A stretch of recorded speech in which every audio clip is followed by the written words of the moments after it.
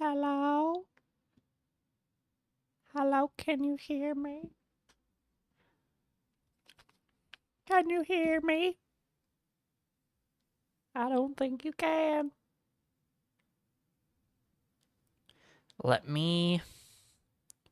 I'm streaming with the low quality. Low bit rate, as you might say. Ads, ads, ads. Yeah. And what? And what?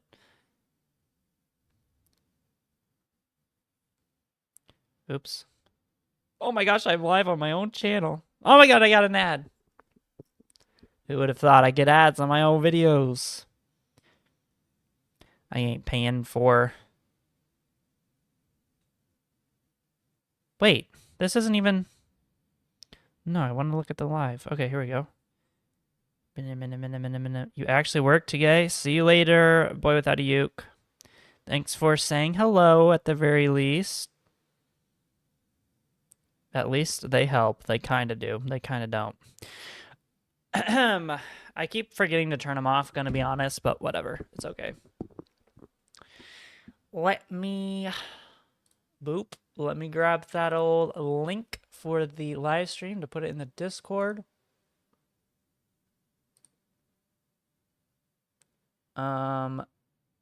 Share link. We grab on this and we say boop. And we go into here and we go boop.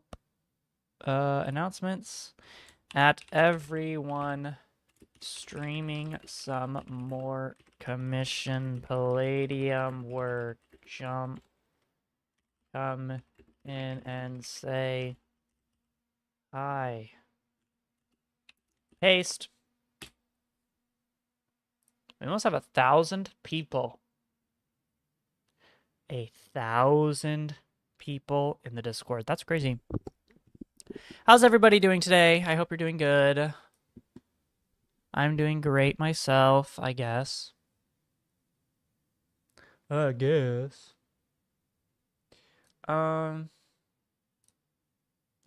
going to be working on a commission power again, not MHA. Sorry, but it's basically like MHA, you know? It's still superpowers. They're still cool. Playing some Ultra Rumble. That sounds like fun. Oh, I was gonna get Toothless to start dancing. He needs to vibe out. I gotta remember where I put him. He's in here. And here. And here. And here. And then run. There's his little command window. Get rid of that. And there we go. He's the dancing. There's 2 of him. This one's the imposter. This is the real one. Oops. This is the real one. Okay. So yeah, today I'm going to be doing some just focused programming. Going to start a new power. This power is called... What is the power called? You know, I don't actually know what the power's called because... I don't think it actually has a name. It's also not fully planned out. It's just a concept of a power. But that is okay. We're going to open it up with VS Code so we can use my cool stuff. Let's see. Common resources, data, this folder, Palladium powers. Okay. So we're going to be creating a new power, by the way, if you are, nah, shouldn't be a problem. All right, new power. New file. What is this one actually called again? I forgot. Basically, the power is going to be a, it's kind of like a, you can kind of think of it as Gambit from Mutants, not Mutant, from the X-Men. This dude. It's kind of like him, where it revolves around playing cards. But it's a little different because the playing cards are going to do different things. They're not just going to explode. Yeah, so it's not kinetic imbuement exactly. It's more like manifestation of card effects. And each card is going to have a different effect. So like each suit, clubs, spades, hearts, diamonds, each of those are going to do a separate category of ability, and then depending on what card they draw, 1, 2, 3, 4, king, queen, jack, the strength of the effect is going to be different. So the first thing we'll do, I need a name for it. It's like, it's got to be something related to a deck, because the power revolves around drawing a card from a deck, feeling the heart of the cards, and then doing something. Feeling the heart of the cards. Maybe we call it deck. It depends on cards. You could call it Joker. I mean, I guess. Might as well. One of the cards is a Joker, or is going to be a Joker card. So, yeah, I mean, it'll work. Let me grab this ability here, just so we can grab this code. No, not generating code. But this ability is going to be kind of difficult to do because it's going to rely on quite a bit of different things, and actually the power itself is going to be really simple. Mostly all the power is going to do is just draw a card. It should probably be purple wool. All it's really going to do is draw a card, because the cards themselves are going to have the effects. So we're going to have to make the cards, add them into Minecraft, and also make the deck of cards. So that's going to be where most of the work is today. So I guess you'll see a little bit of asset development. So for the abilities, I'm going to copy from this guy over here. I usually have a startup and then a power info ability for mine. Startup is where I put in different information that's needed, or different, basically just set up things. So like if I have a bunch of scoreboards, I'll set all of the scoreboards up in these commands here, because we're using a command ability. If I have tags I need to give, I do that. For this power in particular, I'm having it enable based on this stage thing. So everyone in this commissioned power pack have this stage's power, and that represents their power level. And so I make it so that the startup only activates when they have that first stage. Then I have a power info, which is usually just a dummy, and it just is like, it'll be like the 0, 0 inside of the GUI or upgrade tree. So in fact, let me do 0, 0 here. But this just has information or a quick little description about the power.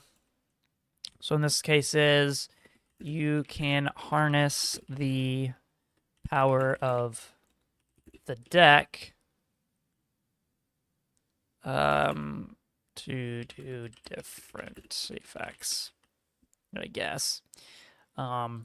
This one I do make dependent on the startup ability, because that way it's then dependent on stage 1. And then inside of the stage's power, I have stage 1 dependent on some other things. So like if we wanted in the future to add like a collar, a power dampening collar, we could just have stage 1 check to see if they're wearing the power dampening collar. And if that's true, then everything in here just kind of cascades and will get disabled because of these dependencies. So that's something that you can do if you like that, or if you want to have like nullification of powers or shutting off powers or stuff like that. But we have, so the power info, and then after that we'll just make a new ability. I'm going to call it, we're just going to do draw card ability. And this one's actually going to be it's going to be a custom ability, so I'm just going to do dummy for now. And then I'm going to change this. It's going to be Quill that's the mod ID, and it's going to just be draw card. Eventually, I'll make this a deck icon. I'll just give it a name of draw, hidden, in bar, no. Draw from your deck of possibilities. And then this stuff gets added in because of my other mod. And for the enabling, this is going to be an action. So basically they press the card, or press the button to draw a card. And we're going to have this have a cooldown of maybe 1 second. Honestly, maybe half a second, because like they're able to. The idea is they're going to be able to draw cards, but they can only have so many cards in their inventory. So we might actually need a special condition to prevent them from drawing cards, or we can just check it in the ability. It doesn't really matter. Okay, so we have this. Now we need to do the draw card ability. So I'm going to open up IntelliJ because I am using a Java mod to add things. I do need to commit my changes here to GitHub real fast. Let's see. I think it was only this. Yeah. Added sound for projectile. There we go. Okay, so the first thing we'll do is add in the new ability. So we're going to come here. We have different abilities made. We're going to make a new package. Call it Joker. Right click, new Java class. This is going to be the draw card ability. And this is where we add in the where we add in the actual logic for the ability. So you can do this in Cube.js. It's just easier to do inside of Java. Hey, person 13555, how are you? Jonkler? Did I spell it wrong? No, I did not. Let me make the edit preferences. Let me zoom this in so you can see it better. Is it this? No. There it is. I feel like they move this every time. Appearance and behavior. Appearance. Zoom 150%. Now you can see. The abilities have a few things. Minimize that. That we need to do. So let me just go into common. Let me just grab this here. We have the constructor. We have the, this is actually, doesn't even have a tick. Oh, because it's extending the potion ray. My bad. Where's the tick? Here we go. So we have the tick, we have the last tick, and we have the documentation description. So we're going to copy this, because we're going to need that. Let's just paste it down here. This is going to be, this is what Palladium sees, or what people see when they're looking at the Palladium documentation. Good, that's what you got to do to keep productive, person. That's usually what I do. You draw from a deck of cards. The card that you draw is dependent on the level of the draw ability. Because we initially only want the user to be able to draw from a certain amount of cards. So we don't want them to be able to draw any of the 52 cards. I want them to be able to draw like just number cards, or just face, or like just number cards and then number to face cards and then jokers, because jokers are going to be like an ultimate move. We're going to do public draw card ability. This is just our constructor. Eventually we're going to, actually we do need a property now, so let me just go over here and we grab a property from this guy. Properties for abilities are what is listed inside of the inside of these. So like, for example, description is a property, GUI position is a property, list index is a property. So by adding this here, we're basically telling it we want to add our own property. We're going to call it level, give it the name of level. And this is just going to be the level of the draw effect. And then what we need to do is inside of the constructor, I believe it is this.width property, and then yeah, just the name, and then you give it its default. And also it calls super, so I'll call super too. Might as well. Bing, bing, bing, bing. Feels funny to see your code being explained. Well, yeah, I mean, I would think it would be funny too. I find it funny that you're watching. With this, so we'll have level here, and we'll do a default level of 0 or 1. 0, because we're programmers, and it's 0 based. From here, we'll need to override a few methods, and you can see all of the ones that ability has. So there's tick, first tick, last tick. Really, all we care about is it's a single draw of the card. So we're going to do first tick. Because that just runs once and then we don't need to worry about it. So we're going to grab that. And really all this is going to do is pull in a card. And we haven't made the card items yet. So for now, we'll just have it draw a diamond. It's just going to generate diamonds for some reason. Eventually, we're going to change it so that it draws a random playing card, which... you have to make the dumb playing card textures as well, which I wonder if I can make. If I could auto-generate them, that would be kind of cool. Let's see. So the first thing we should do is check if the entity is... wait. We need to grab the level, of course. So let's do int level equals... entry. All of the properties are stored within this ability instance because this is the you can think of an ability instance as like the described version of a specific ability. So it would have the information specifically about the properties here, here, and here. So we want to do entry dot get property, and then you pass in the Palladium property up here, which is going to be level. Boop. And this will return the data type of this guy. So it's going to be an integer. And then we can then use that level to decide if it's like level 0, we'll change it, or we're going to change the amount of cards that are going to be drawn from. So we're going to actually have a method down here called public. Actually, this one can be private. Void draw card. And actually, we should check. Let's do... I don't want this to work for mobs. So we're actually going to check real quick just if it's enabled. And we're going to check if the entity dot is... I got to remember. I think it's... yeah, instance of.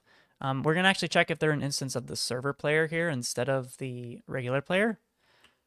Instance of server player. Oop. Can't spell. There we go. And the reason for this is, first, it ensures that we're actually doing it from the server. And then also in multiplayer, it allows you to sync it between the two, or between all multiplayer clients. If you do just regular player, you'll run into issues, especially if you have like, what things could you have issues with? Like for here, this heartbeat ability here, all this is doing is playing a sound. And that one is client only because not everyone needs to hear the heart, like someone's internal heartbeat. It's just the person using the ability. So we're safe using a client only player. But in the instance of giving them a card, we would need to make sure that it is synced on the server so that the server knows there's a card in their inventory as well as the player. So if the ability is turned on and they are basically on the server, we're going to check for the level. So we'll just do a basic check. We'll say if the level is equal to 0, we're going to do player dot, is it add item? It is. And then we need an item stack. So we're going to do, I believe it's just new item stack. And then you pass in the items dot. Hold on, let me import this. I don't remember if that's fully the, is that the right? I think it is. I don't remember off the top of my head. I like to just guess and then see if it works. So basically, if the level is 0, it's going to just try to give them a diamond. So we're going to test that out real quick. First, we need to go into the power, and we need to make sure that the draw card here has a property of 0. Technically, this defaults the level property to 0, but we can just add it in here as defined. It's no big deal. I hate that this is using different tabbing because I switched from VS Code, whatever. So level, we're just going to define as 0. And let's just give it a run and see what happens. Yeah, the tabbing is definitely messed up because of this. Is this Gambit? Not quite. It's, yeah, it's more of like a Joker sort of thing, where they're manifesting the power of the cards to do different effects. Instead of Gambit, which he just kind of, he loads it up with kinetic energy so they explode. This is more manifesting a different effect on the card. And I gotta remember that this does not work in full screen. So let's go in here and let's check out this. Does it choose a random card? Yeah, it's going to. So we're going to remove all of our powers, specifically just this one, and we're going to add in Joker. And we, no, not remove, add. Okay, the Joker doesn't show up here. That means that there's something wrong. Hey, Sparta, how are you?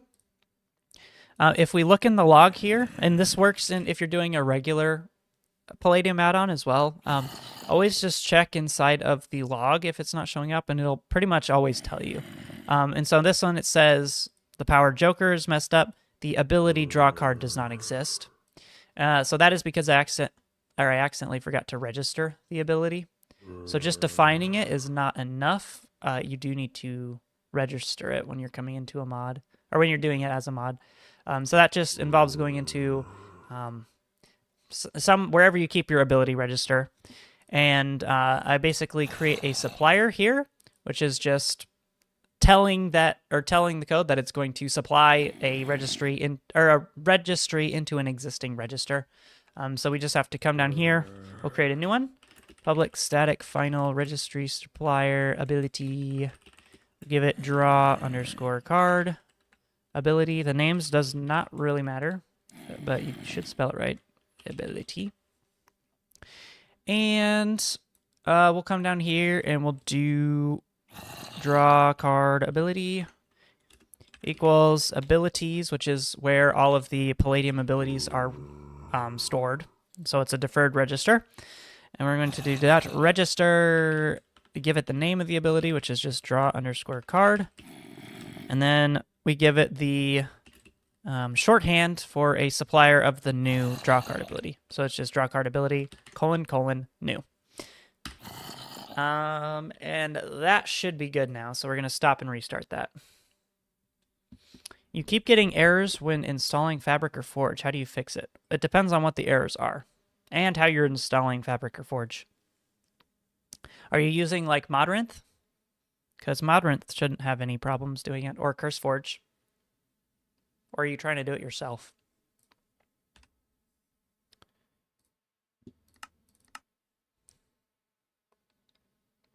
Okay, this should work now. I don't think we messed up anything else. Probably not. You're using, well, so if you're using CurseForge, it should do it automatically. Could you be quiet, zombie? I'm trying to focus. That's video settings. Music. Your power worked, but when you made an energy beam, the whole power is gone. So that check the log, because you probably, if the power just disappears from you, check the log. It'll tell you what it is. So like I just checked, I don't have an error anymore, but I just checked in my log, and if you just search for the name of the power, in your case, I don't know what the name of your power is, but just search for it. It'll tell you exactly what's wrong. My guess is you misspelled something and Palladium just got mad at you. So let me see. Superpower, remove, precise aim, superpower, add. Joker now shows up, and we have one ability. And we're going to do this. It should just give us a diamond. And it does. So we can spam this. Well, half a second, we can spam it and get free diamonds. Thank you, person. I appreciate it. When do I stream normally? Randomly is the answer to that question. I can't tell you when I do it because I literally just decide the day of, which I shouldn't do, but whatever. Okay, so we have the ability to just give us something. I think we should probably make the card next so that we can actually have something. So for the texture, I'm actually going to open up paint.net. I'm going to make a brand new texture. I'm going to go into File, New. For your textures, I recommend doing 16 by 16 pixels. Because that's kind of what Minecraft is, most Minecraft textures are already. What's better, CurseForge or Modrinth? They both technically do the same thing. I prefer Modrinth, though.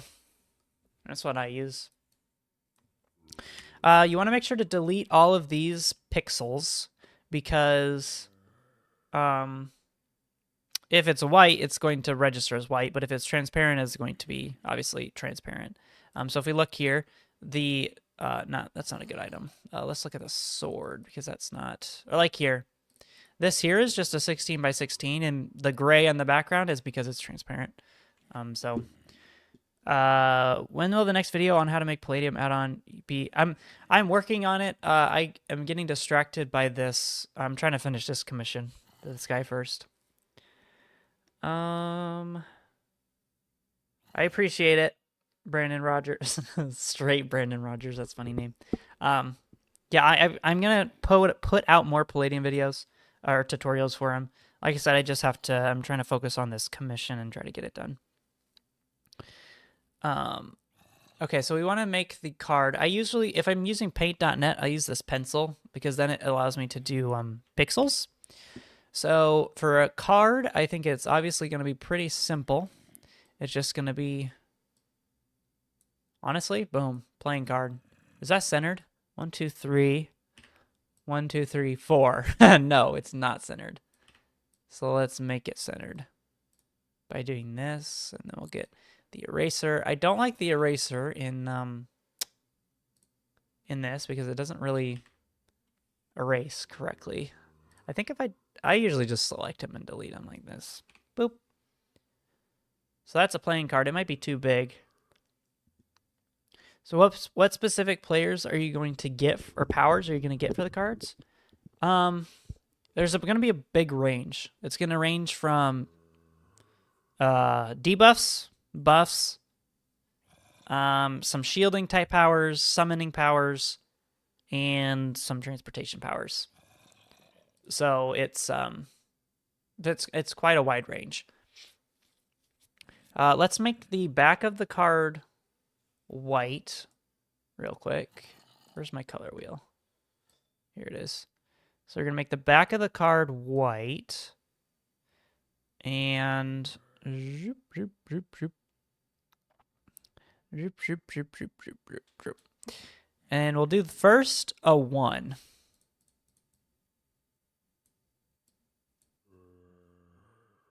That 1 kind of looks dumb.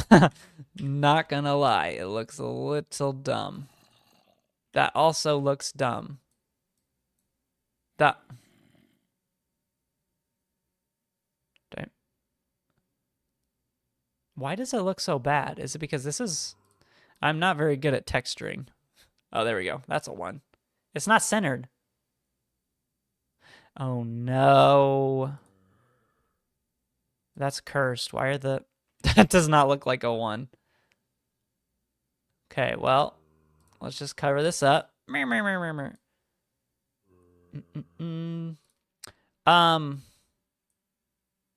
wait, I don't know if I do like this. Is this a good one? I mean, that's okay for 1. I think it's the lowest one for now, Sparta, but I would wait and hold off on it until I get the next released version out. How many tutorials do I think there will be in total? I don't know. Quite a few. Quite a few of them. Like I said, I just got to finish this commission thing and then I'll get back to them. Why not just Google and just import an actual card image? Because I like the Minecraft feel of it. And come to think of it, it's supposed to be an ace, not a 1. How does one do an ace?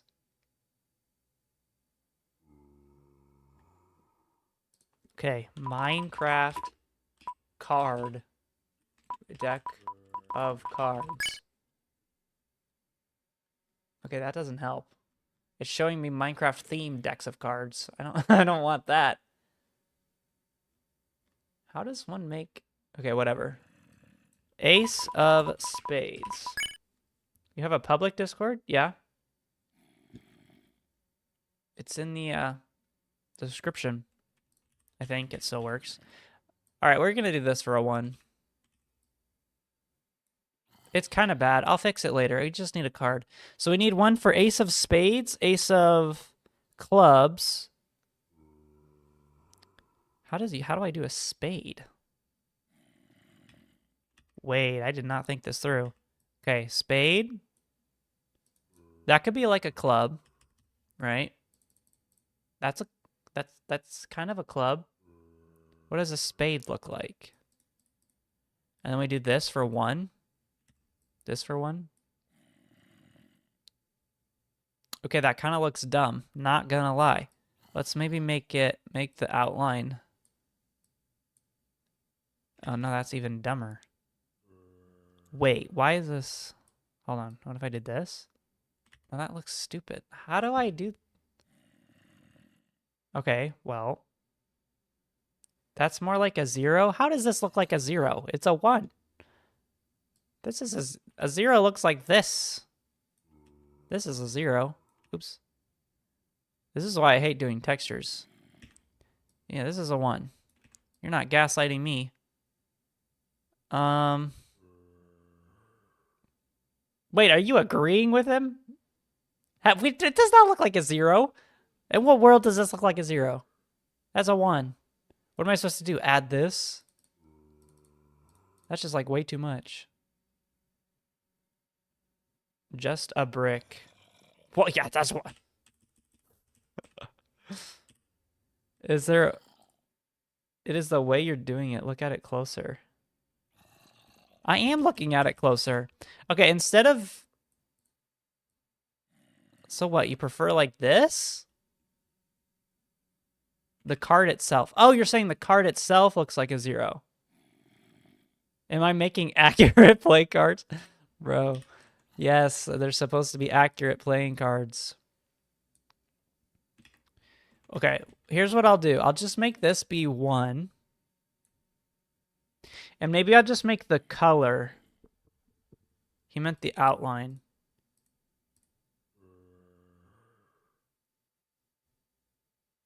There's no 1s or 0s. Well, yeah, there's no 1s, but an ace is... Oh, I guess an ace is an A, huh? I am kind of dumb, aren't I? Hold on. Let's make it... Let's fix this. Let's do this. Here we go. A.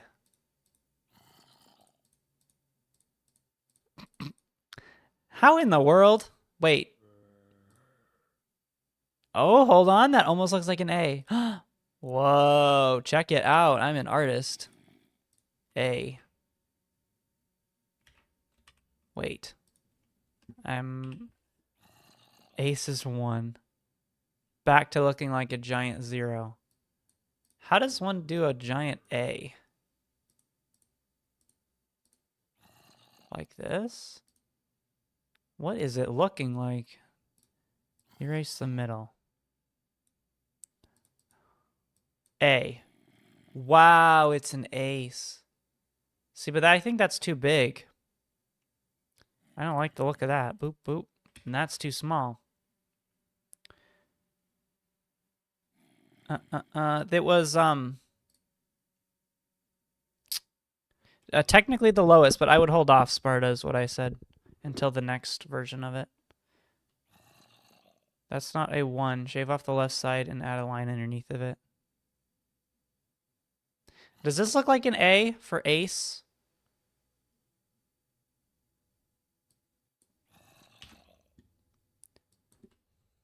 Pixel art playing cards. I can't make it look this good. How in the world? Look at this. It ain't looking like that. Okay, well, I guess maybe we'll keep this ace. I think someone's going to be redoing the, All right, see you later, Sparta. I think someone's going to be redoing these textures, so we're just going to keep this for now. Save as... Oops. Oops. Shoom. We're going to move this over to the... Over here. I put it in the common folder, actually. In resources. Inside of textures, I believe. Yeah, item. So we're going to right click. Or do we want it in models? No, we want it in item. Right click, new directory. Call it cards. Then we enter this, open in File Explorer. And then we're going to go into here, and we're going to copy this, and we're going to paste it here. And we're going to do save this as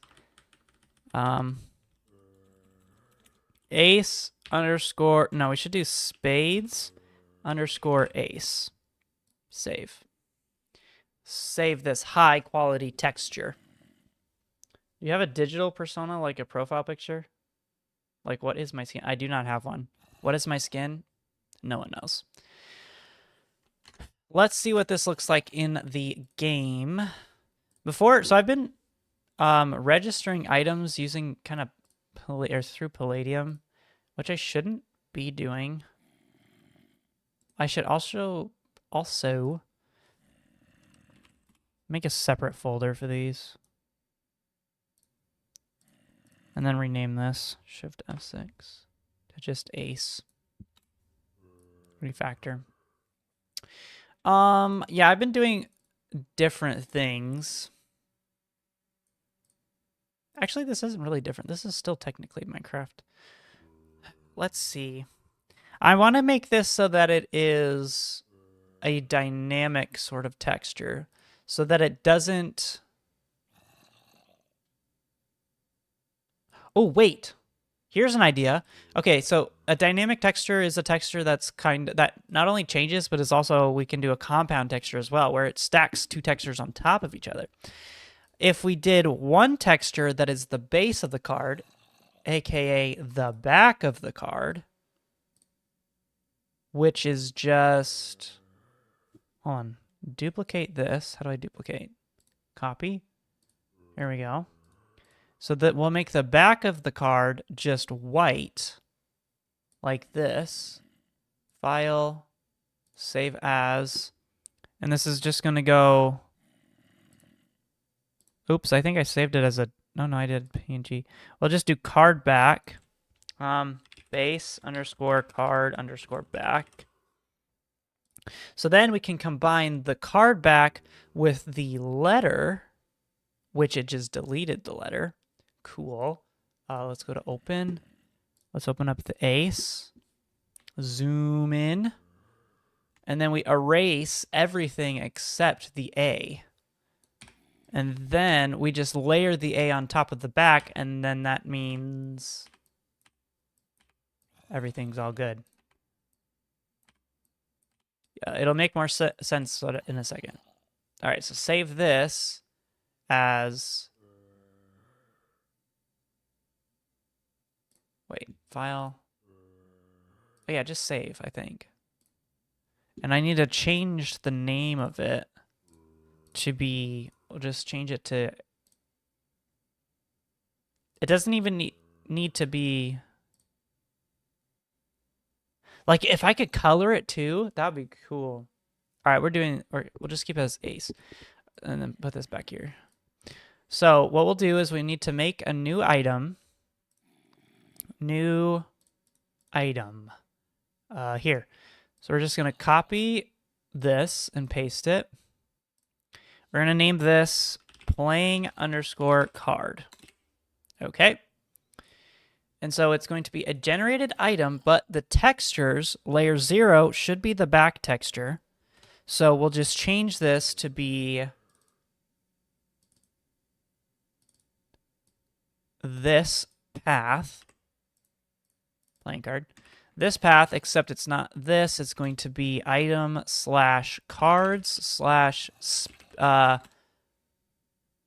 slash cards slash base underscore card underscore back dot png. Then we do for layer underscore, or no, layer 1. Here we do quill item slash card slash spades slash ace dot png. This should layer them correctly. You have to remove the dot png. Just kidding. Beep. Beep. Did I remove the dot png from this one? I must have. Oh yeah.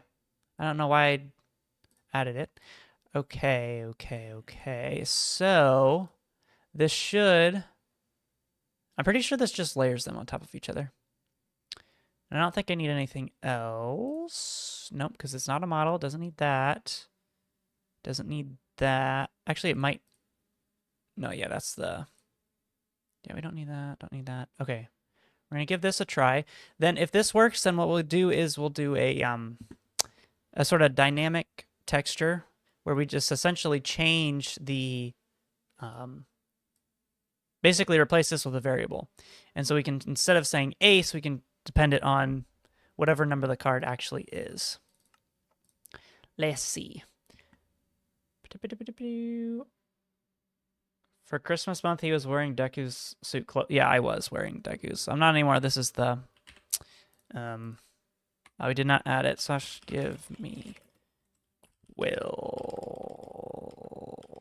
Oh. We forgot something. Let's see.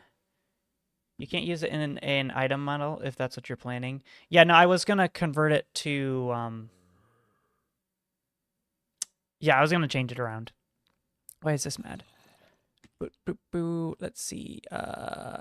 Playing. I think I forgot to do... What did I forget? Unless it's because... No, you could just layer them like that, I think. Oh, wait. Oopsies. New file. Playing underscore card dot JSON. Boop, boop, boop. This is not armor. This is going to be, let me pull up the documentation. I think it's just item. This guy. And accessories. Is it accessories?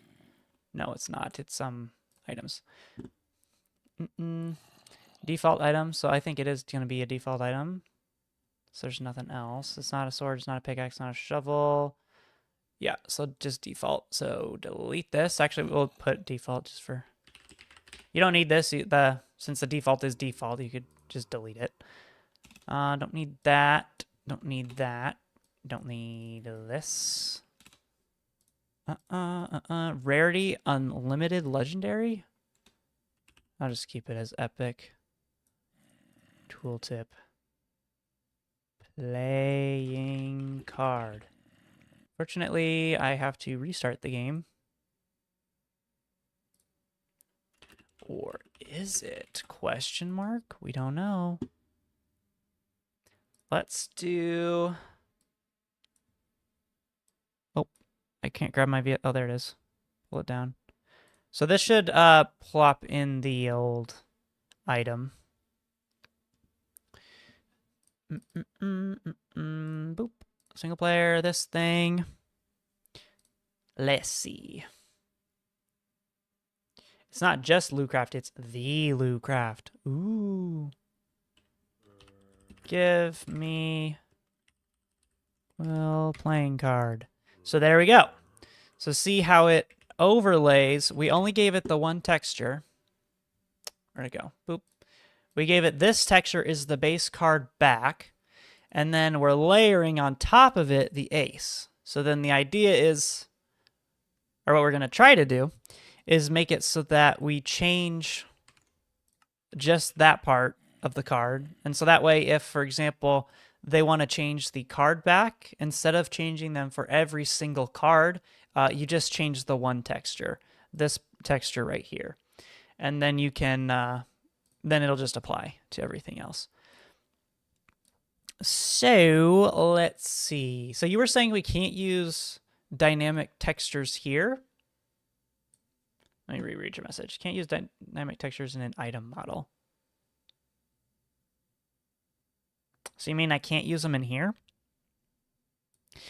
But why? Let's see. I want to search for... let me open up this. I gotta pull up my references for the dynamic, or for textures. I think I did it in... did I end up doing it in my hero thing? I think I did. At least once. Oh, let me check the... boop. Give me that. Schwink. Playing card. Wow. So let's see. We've got to go to... hold on. I'm just looking at my previous add-ons and see if I remember where. Dynamic textures are limited to Palladium systems. Workaround here could be using item model predicates. Yes, true. Same things, bows, compass, etc. Yeah. I should probably do that. Let's see. We can actually see how bows are doing. I guess this is a lesson for taking a look at Minecraft stuff. So Minecraft does a bunch of stuff already. So when you're doing Java modding, it should pull in all of the mappings for all of Minecraft, and so that's what this is. So these are basically all of Minecraft's code files. So what you can do if you need a reference for something, like for example the bows, or the finding predicates for textures, you can come down here into Minecraft, and we'll see if, let's see, I'm pretty sure the textures are in here. Unless it's in a different folder. Oh, assets, probably gotta look in there, huh? Not that. Forge, textures, item, not textures, models, item. Nope, okay, so it's not in here. I may have lied where it is. Just gotta find it. Not in there. Is it in net.minecraft? No, it wouldn't be in there. It would be in its resources. Hold on, just gotta find where it is. Actually, wait, I think Palladium pulls them out, doesn't it? I go into... let's see. My run folder. Dynamic textures. Oh, that's just... this is how Palladium does dynamic textures. Vanilla models. Oh, these are for entity models. Those are just how entity models are made. So that's not what I was looking for. I gotta look for the bow texture. Actually, I think there was a resource I can use. Bow example. Let's see here. How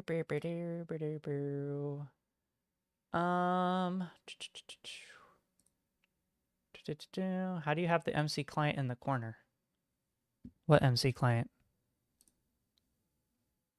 What are you talking about?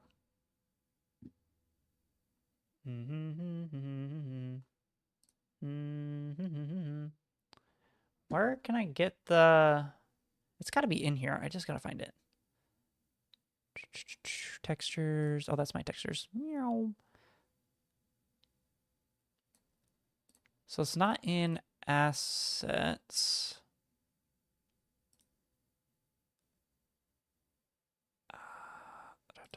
I found them before. It's not that. Not that. Definitely not there. Textures, item. Why is it only bucket item? Where's the... Oh, I actually think I pulled out... I should be able to Control-Shift-F. Bow.json.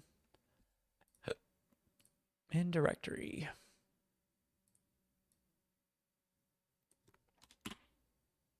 Nope. Where's it at? Da, da, da, da, da, da. Show me the file.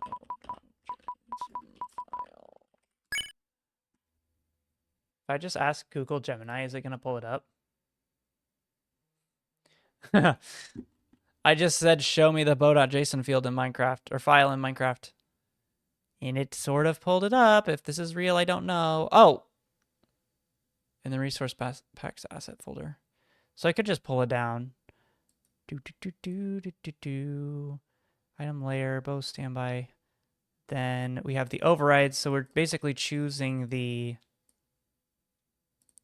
predicate here and then changing the model that it's using based on the internal value, essentially, of what the polling state is.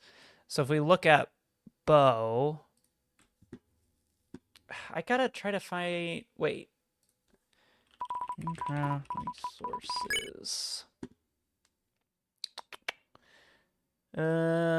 Resource pack. Let's see. Is it in here? No. Is it in here? I pulled on down before. X-Ray Ultimate? I think not.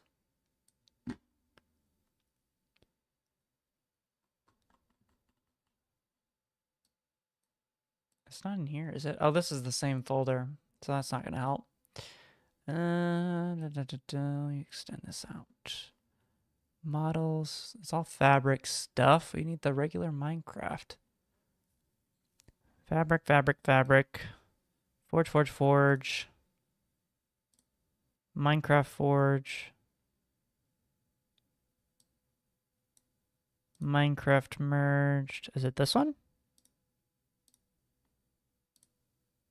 Yeah, there it is. Oh, I found it. It's this one here. So now we can pull up the real one. Double press shift and search for bow.json. You should be able to find it more easily.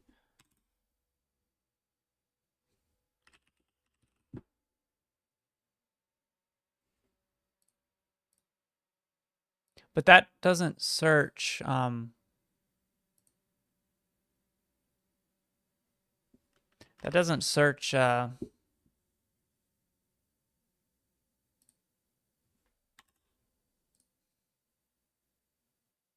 the crafting recipe for it.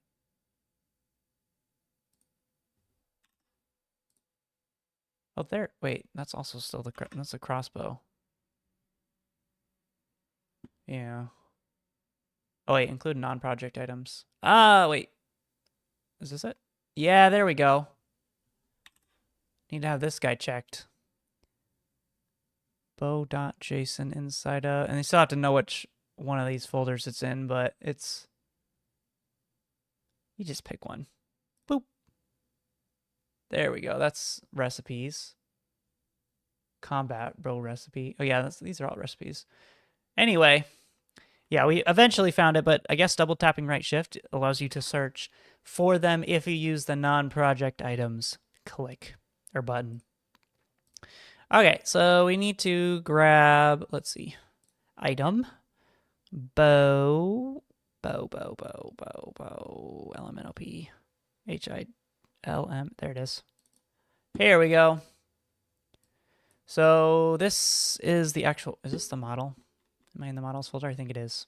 Yes, this is the models folder. But inside of here, we have the predicate overrides for pulling. So if you remember, or if you know, a bow, when you pull it back, the texture on the right side is actually changing, and it's also changing the texture down on the down on the bottom in the inventory bar. So these are, the reason it's changing is because these models here, or these predicates, are changing the model that it's choosing as opposed to the base bow.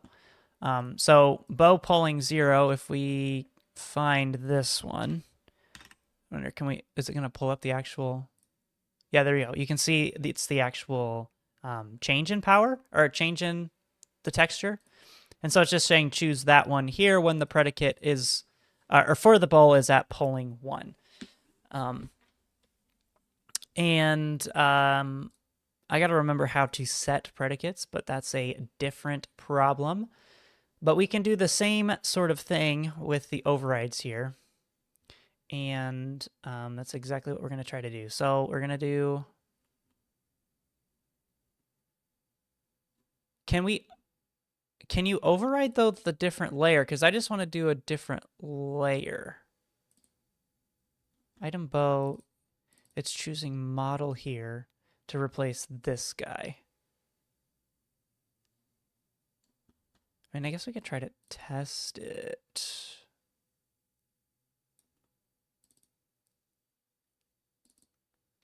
Yeah, okay. We're going to try to see if I remember how predicates work. I haven't used them in a long time. How do you reset powers? You mean like remove them?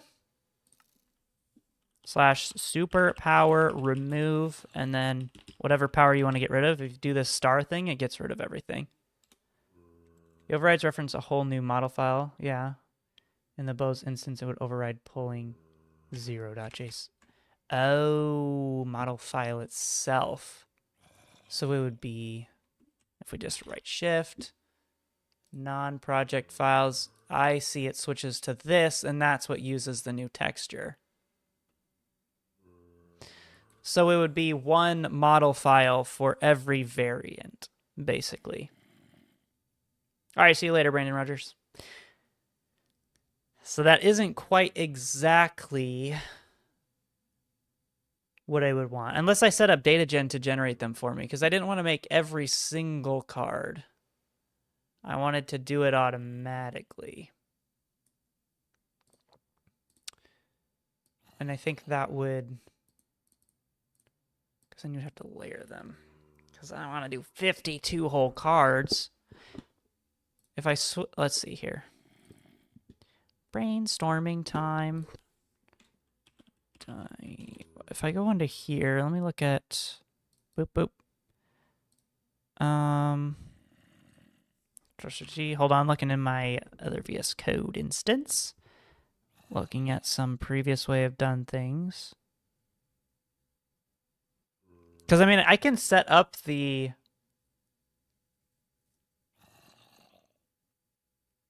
I can set up the data gen to do it. I'm pretty sure I saw a Cowpin Joe video of how to set up data gen for a lot of stuff. So it automatically generates all of the JSON files and things that you need on the fly. Instead of, or not on the fly, but when you build it, instead of having to do them by hand, because it would be 51 or 53 cards by hand, which don't really want to do. That would suck. Let's see. If I could change it, if I change it and use the...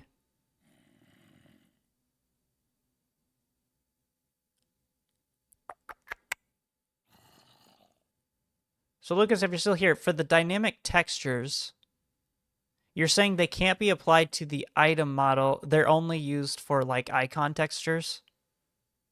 Is that what you're saying? I haven't used them too much before except for icon textures. But I thought they were, or I guess I kind of, okay, gotcha. Unfortunate, because that would just make it real easy. Okay, well, I think what we're going to have to do then is do the, figure out the data gen for all of the playing cards, because I think that's going to have to be the easiest thing to do, because I mean, technically the easiest thing is to just create variations for every single card, but that's not how a lazy programmer does it, you know? They spend 3 hours trying to figure out data gen. 1.20.1 data gen Forge data gen. Maybe the Minecraft documentation or Forge documentation tells us exactly what we need. Right. Generator model. I know you create existing files. The data generator system is loaded by that to create data gen.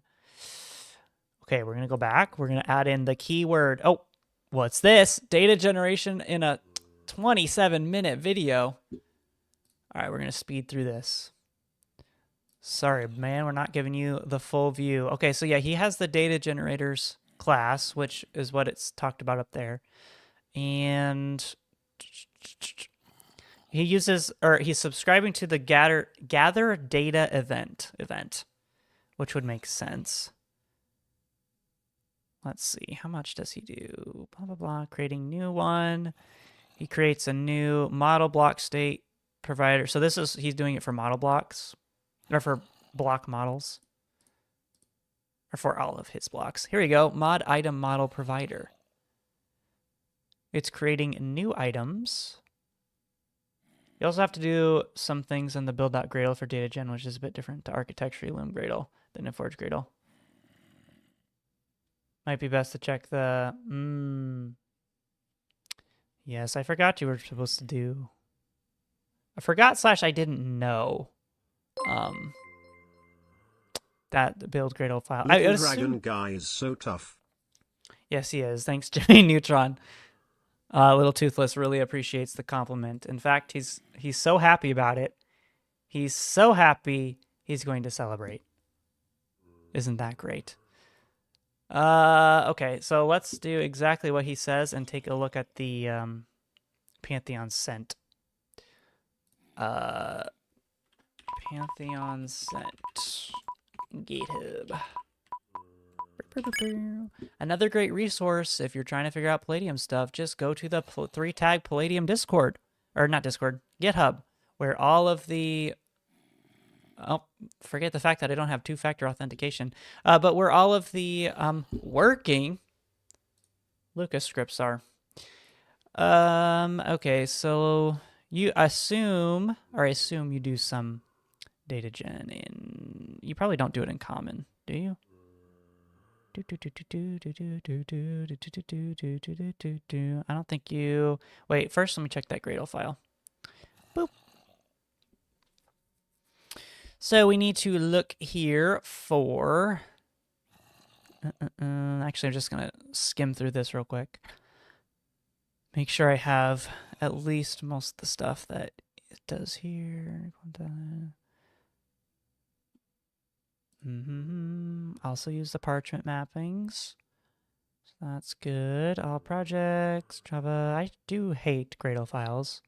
My least favorite part of modding.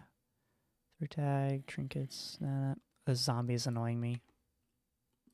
Death to the zombie. Get out of here. Ba-doop-ba-doo. Have that. Don't have that. Don't need it though. Porting lib. Okay, so that's just his... Those, let's check. The commons. Build Gradle. See if there's anything in here that we need. Fabric loader. That I all have. I don't have JEI installed. Doesn't matter. Run. This is the thing that you use to actually log into your Minecraft account. I should have looked at this a while ago. I'll have to add that later. So that just means I wouldn't have to look like this. I could have my real name. Mixing config, hard access, data gen. So we gotta shove in this, the data gen. I think I already have the access. I think I already have that part of it. Let me look. So this is inside of forge. Line number 23 and forge build cradle 2.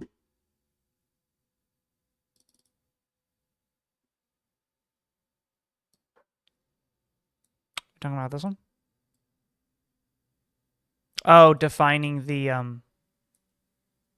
Gotcha. Okay, I'm starting to remember a little bit more because there's a data gen Gradle task. Or I guess there will be when we add it. Okay, so oops, let's do this. Let's grab what am I looking for? This? No, this opera.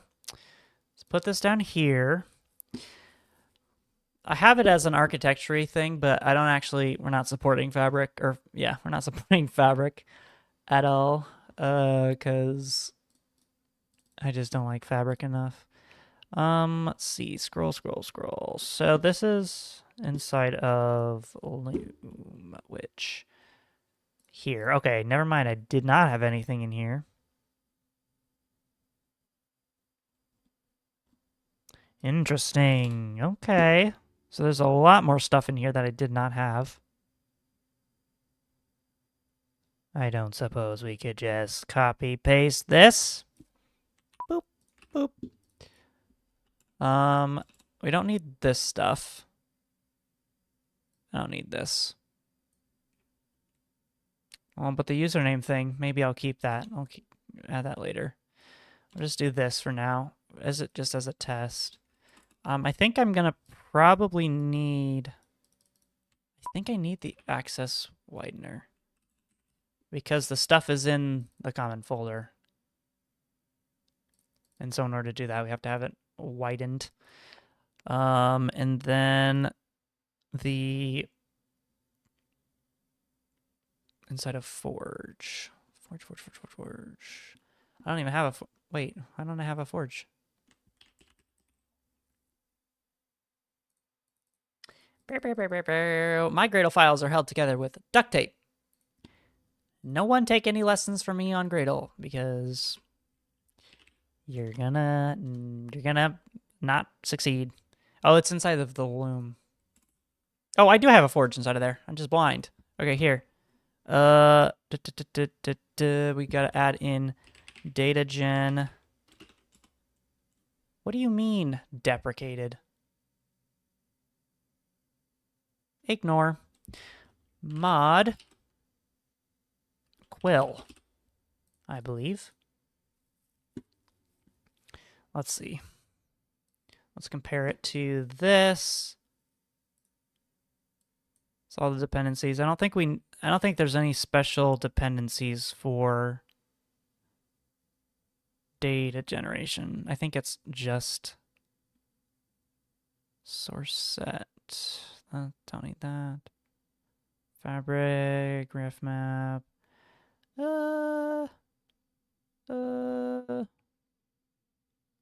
Okay, I think that's. I don't think there's anything in the other files. Let me go back up to common. Oh wait, this wasn't common. Oh no, it wasn't. It's in Forge. Gaslighting myself. And that's the ref map. We don't need that. I think that's. I don't know. Let's try to build. See what happens. This is the part where it complains, and then I spend the next 8. Oh, look at that! It already complained. Oh wait, no, it didn't. It's loading. This is for me closing Minecraft. All right, he's going to settle down. He's not going to party anymore. He's hitting the music. While this is building, let's take a look at here and let's add in some new letters. I should be doing this in Photoshop because it would have saved my background. Oh, here's my background. Add. So we have an ace. We need a 2. And I think the easiest way to do that, boom. Someone hire me as an artist. I think it's already done. My computer stopped spinning. Did it not get mad?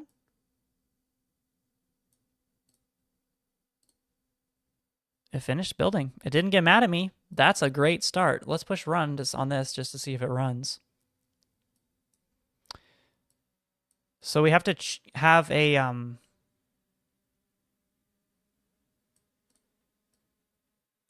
I think we have to change the this guy to run data. I believe we run this to run the data generation. Crazy, I know. But we have to add in the files first for the data generation. I don't have any yet. But those are what the okay, that's launching fine. So maybe that's all it was. Let's hope. So if we look back at that Cowpin Joe video, he basically had a item model provider, and I actually think he has his git gists in his description. Yes. Wait. Okay. Well, he has the repo. That's close enough. Oh, and he separates it into.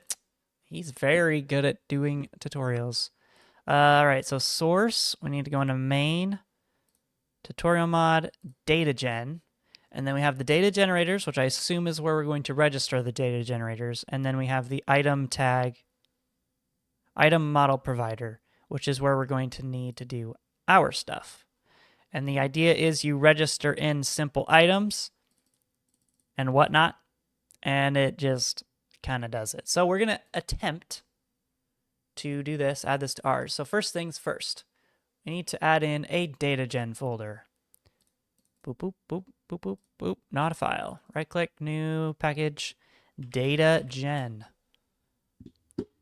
Too bad I didn't have mods. I'd say mods make a poll of this not working. Generators.java. Looking to his thing. Yep. Basically just adds in every generator as a like registers them basically. So let's do @subscribe event. Tomorrow, you think you can ping for help, or should you just try to use the Palladium help in my Discord? Oh wait, but you're regular Minecraft help. There's a Minecraft forum in my Discord. Minecraft help forum. You can use public static void. He calls it gather data. So we're going to gather our own data. We have the gather data event. And we need to do data generator generator import equals event.getGenerator. You tried using the forum, but I don't know if people looked at it. Oh, well, I'll take a look at it after this. Assuming I don't forget. Boop, boop, boop, boop. He has pack output.getGenerate. Okay, well, I'm just going to try this. Pack output equals generator.getPackOutput. I'm assuming that's where it's putting all of the resources, aka inside of this folder up here. He also grabs the, I don't know if we need that stuff, so we're just going to ignore it for now. Generator. You're going to go because you're close to crashing out, so you need to take a break.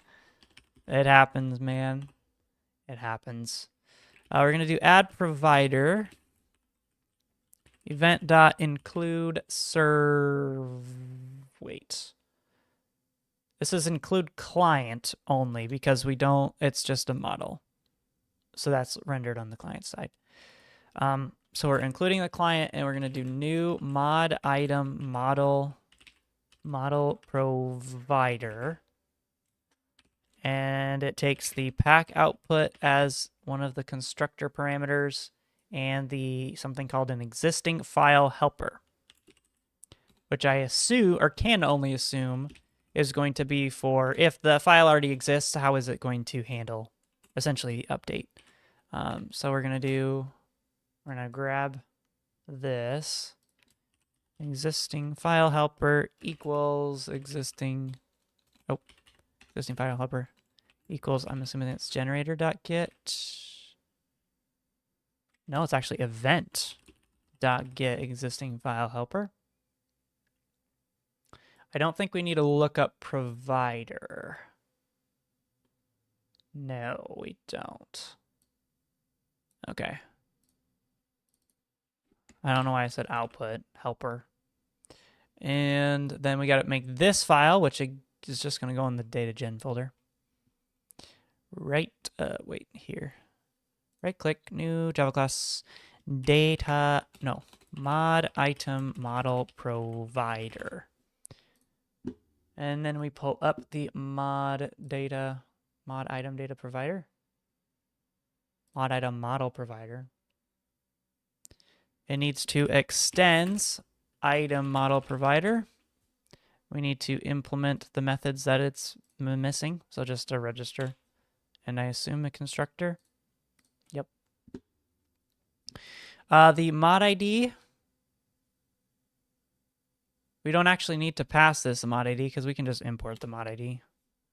So I think we go up here and just do mod underscore ID and import it from our main file, which is just this main file. And okay, that should be good. Okay, so then inside of the register models is where we actually register the items. So we're going to need to create a playing card item or item class, I should say. And then inside, or we register that, and then for down here, we need to make a private item model builder. This is, and this is not a, we're going to call it a compound item. Registry object of type item. Import class, probably that one. I can't see. Boop, this. So the idea is inside of here, we're going to return, and then this is essentially where it determines the logic to fill in for this thing. So what he has for his is the following. So we just paste it in here. He's pretty much just, this is for his quote-unquote simple item. In fact, I should just actually have a simple item in case I randomly need it. So let me just copy all this. I hate GitHub's copy pasting. It's so trash. Okay, so here's his simple item. Let me import this. Let me suppress the warnings. Suppress warnings. Removal. I do this because it says resource location is getting deprecated in Minecraft 1.20.6. Palladium isn't exactly ported 1.20, anything higher than 1.20.1 yet. So who knows? Let's see. So this is not tutorial mod. I actually imported mod ID, so we just do this. Boop, back up. But essentially, this is just going to fill the JSON file with one thing. It's just going to do layer 0 based on the, oh, go back, based on the, essentially the path of the item. But we don't want to do that because we want something a little more than, boop, something a little more than just layer 0, because we need layer 0, but then we also need layer 1. And layer 1 is where we're going to stick in the, and it's not even layer 1, we need the predicate too. Oh my goodness. There's so many things to shove in here. Boop, boop, boop, boop, boop. Let's see. How do I want to do this? I mean, we could just register the playing cards.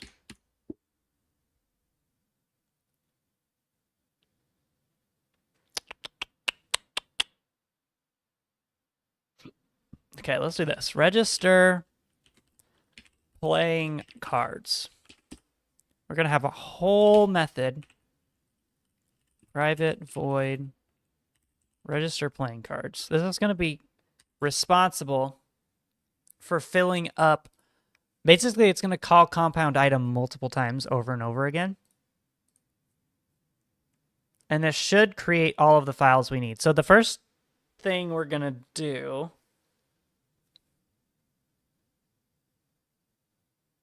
hold on, I'm trying to think.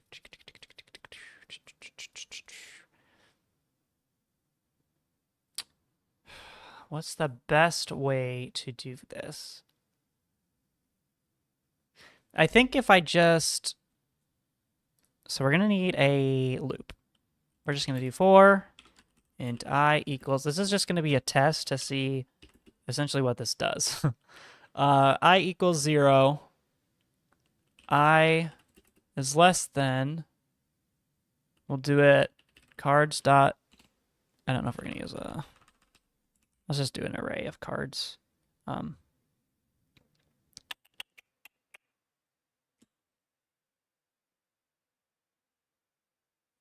We'll just do string cards equals, no, it's got to be an array.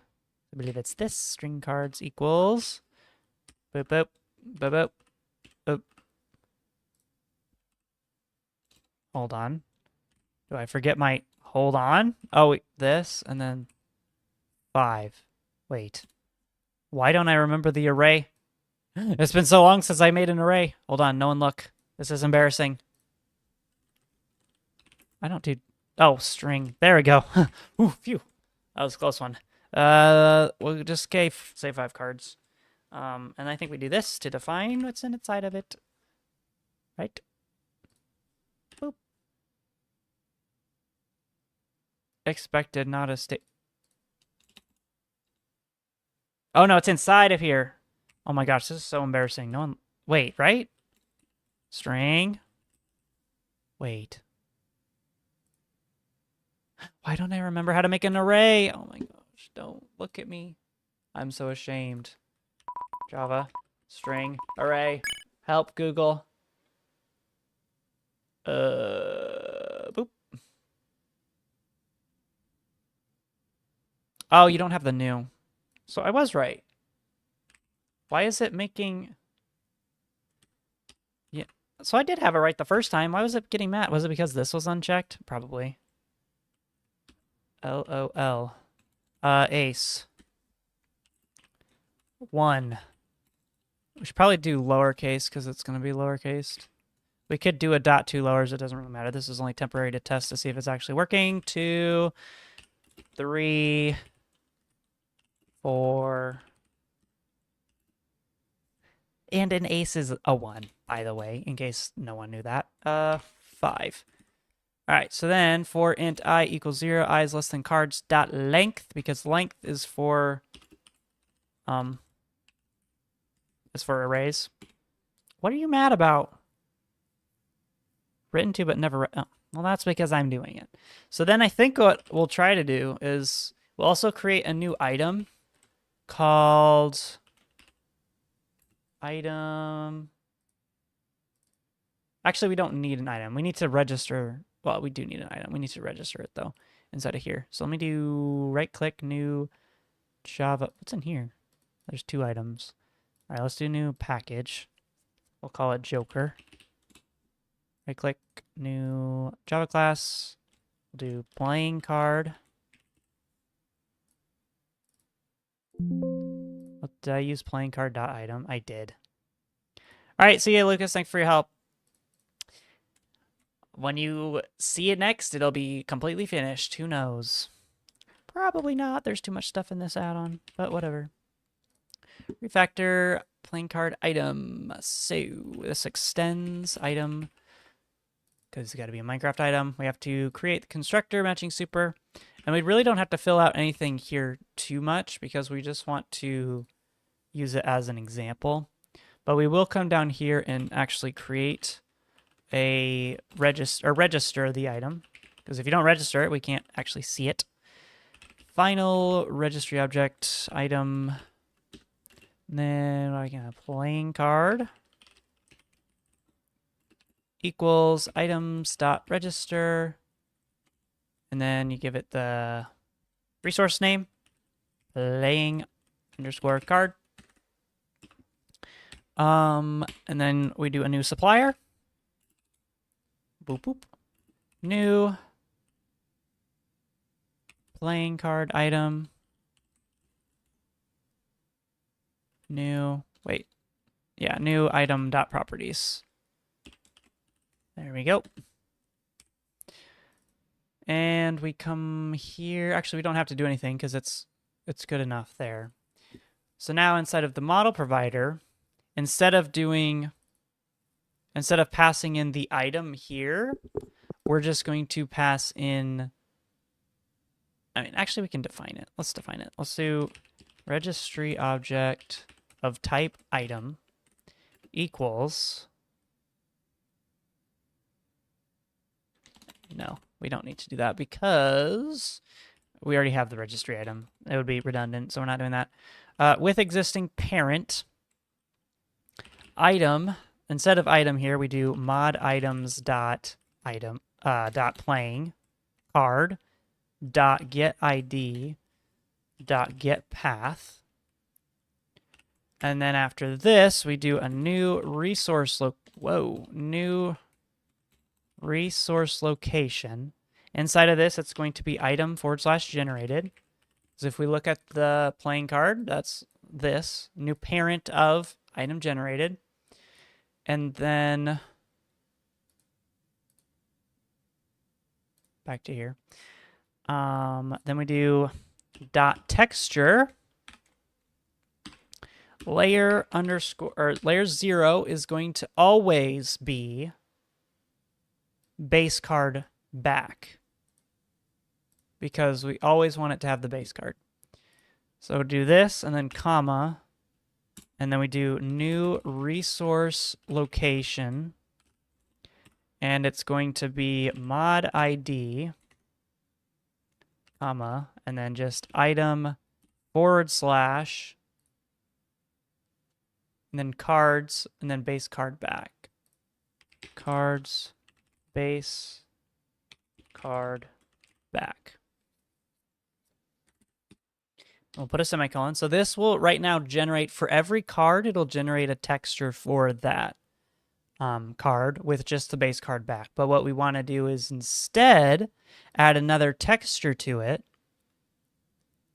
And I'm pretty sure, well, I'm just guessing here. So we can do dot texture here, like this. I think we just add another dot texture to it. So like this. And we give it another key of layer 1. Then we give it a new resource location like this. And instead of base card back, we need to do the suit, which is spades, and then the name of the card. So this is going to be, cards / spades / and then we need to add in cards index of I, which is just a string of ace, 2, 3, 4, and 5. And why is this mad? For loop can be placed with enhance 4. I don't care. Enhance 4 doesn't really do anything for me. All right, so we have this. Now the data generator needs a semicolon, and this should be... Honestly, I think it's all that we really need.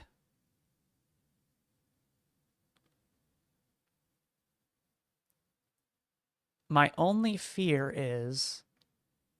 Well, actually, no fear. Let's just see what it does. So we're going to click here, and we're going to click Run Data. And this is mad, probably because we have to change the Java version.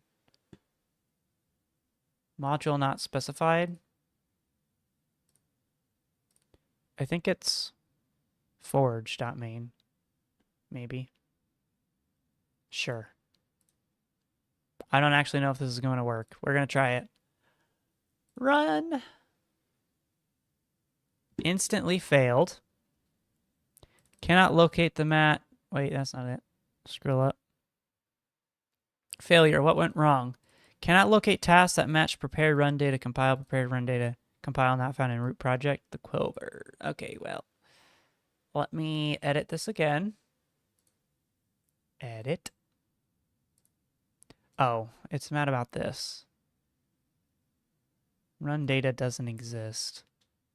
So, let's see here. Is it going to like this? Do we select this file? I wonder. Not run. Source, Java, Forge, data gen maybe? Apply? Is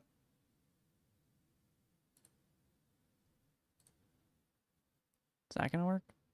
Nope. Prepare one, run data. Okay, we might have to watch the rest of the Calp and Joe video. Might have to skim and scan have this. the nether ore, the Yeah. Let's see. So he adds in that. He's doing the loot table provider thing. Does he have the let's see if he opens up his run configuration at all. Here it is. and then of course it's not going to work. So now to run the data gen, you want to go to the Gradle tab on the right and then just double click the run data. The first error we're going to get is the mod block. That's literally what I did, except I didn't do it, but I clicked this button. Gradle tab. It might be under Forge Loom because it is a loom. Gen sources, nope, not there. Let's look under Forge, Loom. No. No. Gen sources, no. Run data. Oh. It's doing something. Initializing data gatherer for mods. If we look up here, is it putting things in here? Nope. It's doing something, though. It's processing. I'm pretty sure from that video that I didn't watch, it said it would take a second, right? So, I mean, I think that's what's happening. And pretend it's not frozen. How's everyone's day so far while this is sitting and loading? I hope it's going great for you. I can hear my PC spinning up. It's still spinning. How do I know if it's frozen? I don't know. I guess we just sit and wait.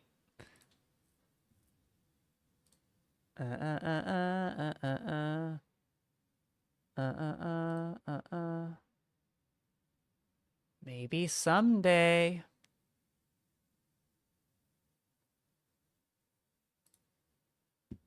Okay, I have no idea how to tell if this is frozen or not. While it's loading, let's watch the rest of this video. Loot table away.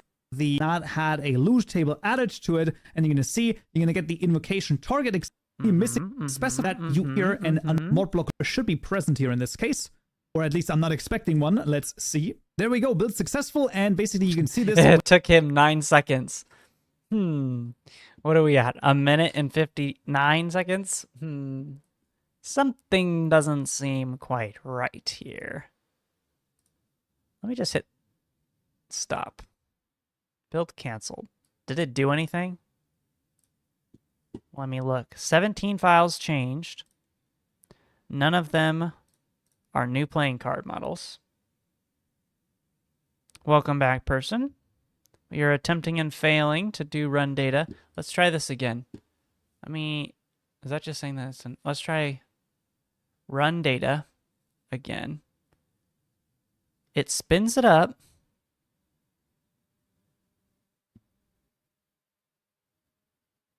Initializing data gatherer. Unless there's just a lot of data to be get. It gets to this Minecraft hash cache, and then it just kind of freezes. All providers took 0 milliseconds.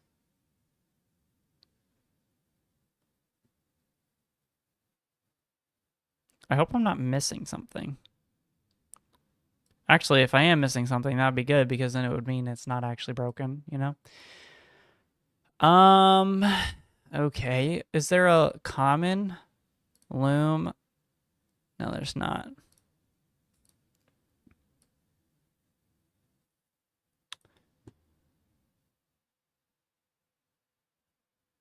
Okay.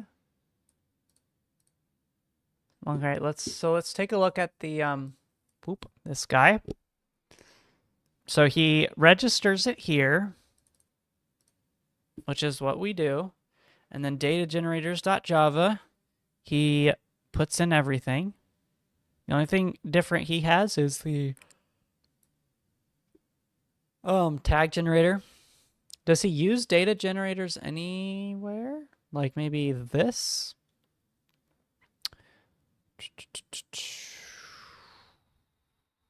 Nope, he's not referencing data generators, so it should just be the event that's set up with it. Let's look at his build.gradle file, see if he's got anything else in here. Looks like he's mostly using, just search data. Data. Working directory. Specify the mod ID for data generation. Here to output the resulting resource, and where to look for existing resources.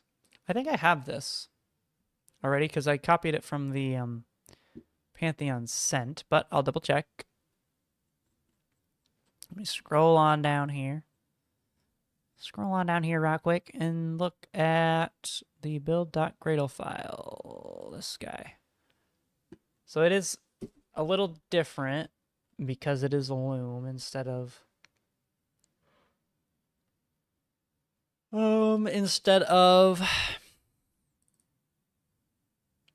not loom. Let's see, quill, common, data. Common source main resources. I guess it could go in generated resources.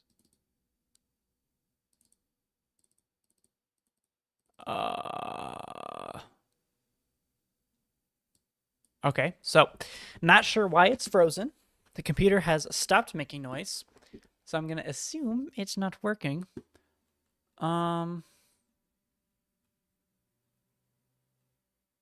Okay, let's look here at the wondrous world of Google search.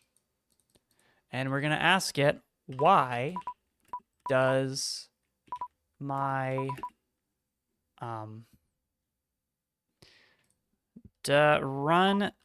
run data in Minecraft loom 1.20.1 freeze when doing data generation? And I bet Mr. Gemini here is going to explain.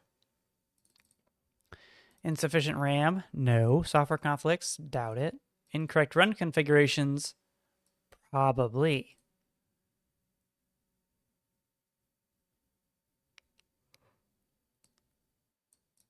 So that's not helping. I'm thinking it's, well, we can take, actually, let me take a look at the run configuration for this. I really do hate Gradle. Modify run configuration. It's just running Forge, run data.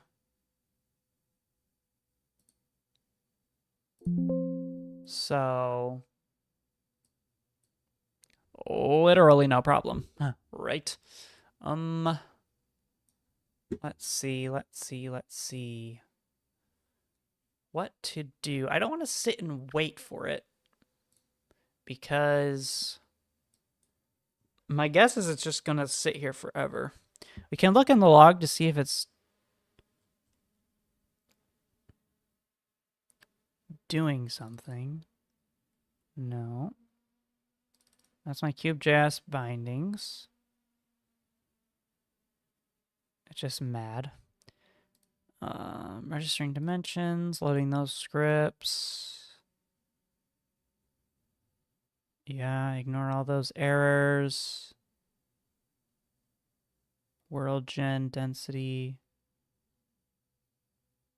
So it generates the documentation, but then it gets here to caching total files. New count 1, removing stale. Okay. Here's what we're gonna do. ChatGPT. We've exhausted other options, kind of. I am trying to run a data gen for my Minecraft Loom Forge 1.20.1 mod, and it gets to the point in the log where it says this and just doesn't do anything. Please help. And we'll see exactly what it says.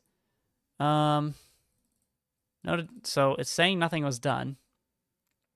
So you didn't register any, you possibly didn't register any data providers. So inside of data generators, which we did do, data generators, gather data event, and we get this. It literally pulled it from Calpin Joe's, I think. We do add provider event.include client, and then we passed in the item model provider of the pack output and that, so that should be good. The next thing it says is your providers exist but generate nothing. So if your provider overrides run or build but never calls save or add for just nothing to write, make sure you actually add content. We don't need to add a dot save, do we? That would be so dumb. Because he doesn't have dot save in his. I don't think dot save? Yeah, that's not a real thing.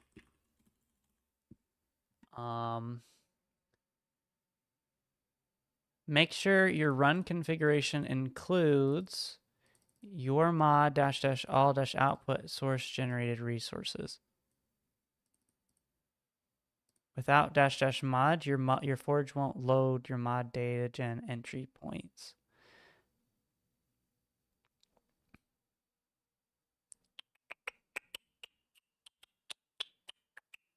If you're actually on Forge, your data gen setup will must be Forge style. If you're on Fabric, it will never run. Ugh, what in the world? So it's looking like we're doing this right. Maybe it's the fact that this isn't right inside of here. Although, yeah, maybe this isn't right. All right, here we go. Let's just do this. Copy this. Boop. Wait. Back. Attach. Documents. Oh, can't. We'll just hand it the model item provider and the data generators class. What could go wrong? We'll just pass them on in. There you go. Fix my problem. Your data generators class is not registered to the mod event bus. Oh no. Are you kidding? I forgot. Oh my gosh. There's no way that's the problem. Is that the problem? I never registered it. Mod.eventBus. Subscriber. Oh my gosh. So it was running, but not running because it's listening for something that doesn't exist. Mod ID equals mod underscore ID. Import static constant from this. No, not Palladium's mod ID. My mod ID. I imported this one, didn't I? Yeah. Why did it put it on that line? And then we need the bus. Bus equals mod.event bus subscriber. .bus. .mod. This was in fact inside of Calpin Joe's repository. I just didn't see it because I'm blind. All right, this ought to fix the problem for real. Is there any other problems?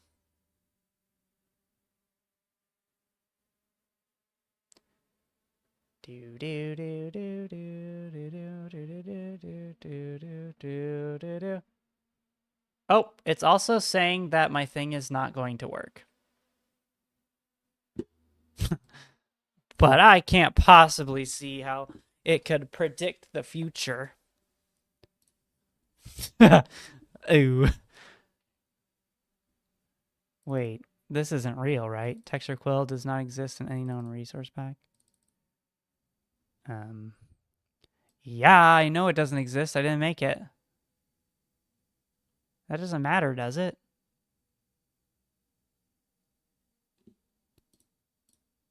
Did it make the files?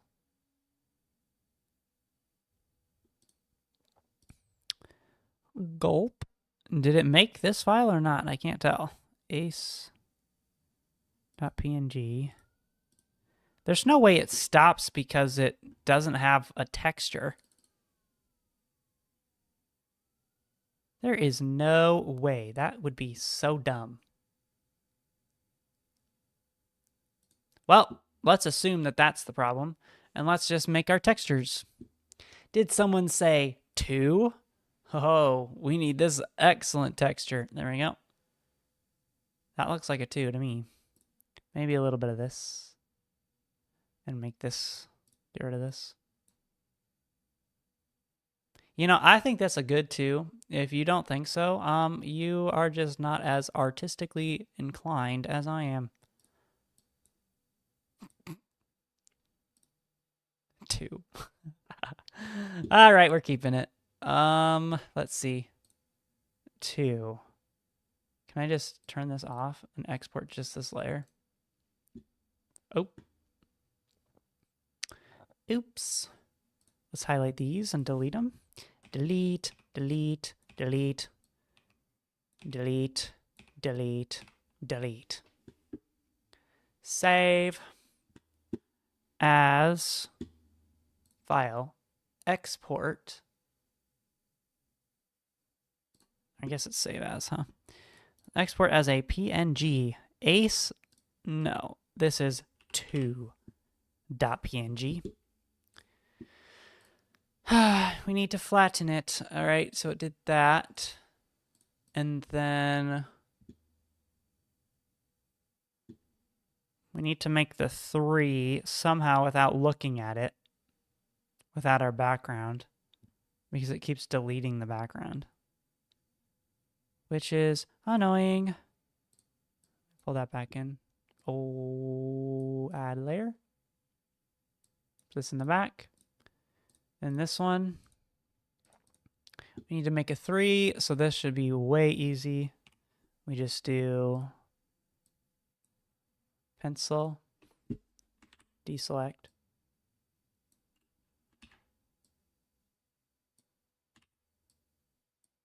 You know, my artistic skills are just something that not everyone can understand. Yeah, that looks good. I don't see anything wrong with this 3. Save as. Save as. PNG. 3.png. Flatten. Then we need to import the card back in, the background. Add as a layer. Put it on the back. Highlight this. Delete. Hit in my pencil, Control D to deselect. Then we need to do a 4. Ooh, that's a cool 4. Then we do hide this, file, save as, PNG again, 4.png. Okay, flatten. Then we click this, click cards, drag it in, add layer, pull it down, delete the old thing. Grab the pencil. 5. Wow, I'm so good at art, guys. I know I said it once, and I'll say it again, but I'm just simply the best at art. 5.png. All right, data gen. You should have no excuse now. You have 5 perfectly adequate textures. Run data. Haven't been to one of my live streams before. How am I doing? I'm doing just fine. We're currently working on a commission for someone. It's a superpower thing. A superpower pack. It's a bunch of cool and unique powers based on all sorts of different heroes and villains and whatnot. Why does it say that it's caching again and not moving ahead? It generated something. Right. That's a cache. We can ignore that. Wait, did it do 4.png? Oh, wait, it didn't generate anything. That's just me adding in the textures. Right. Okay, so this means it's not working again. I'm pretty sure. We're gonna stop and start. Maybe it was pretending.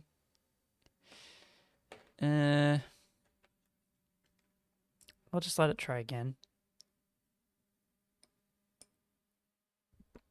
This power we're working on adds in a bunch of playing cards that do different things. And right now I'm trying to make it so I can add in all of the playing cards without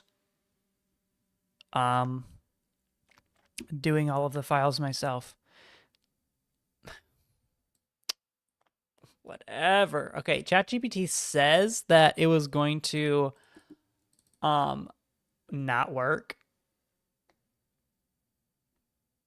But it said my register playing cards thing was wrong.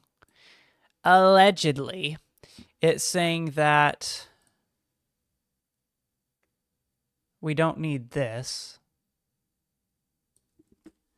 We just need playing, in quotes, playing underscore card underscore plus cards I.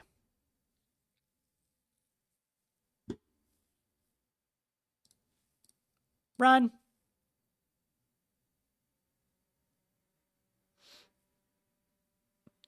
Please work. Please, I don't want to do this anymore. Don't you dare say frozen. Don't you dare say it. No! Caching total file 6. Remove stale 1, written 5. Does that mean it made them? 27 files? Please tell me it made them. Oh my gosh. They're there. Look at this. Generated resource assets, quills, models, item, playing card 5, 4, 3, 2. Oh my gosh. It generated them. So now,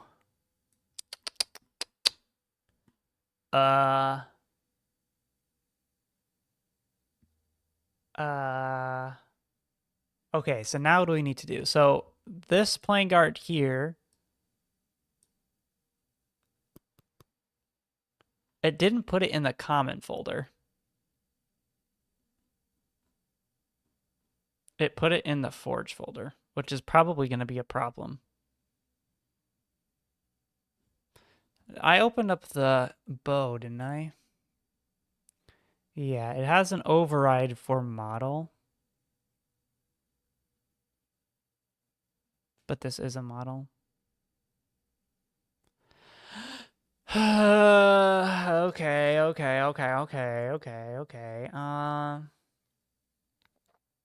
Let's think here.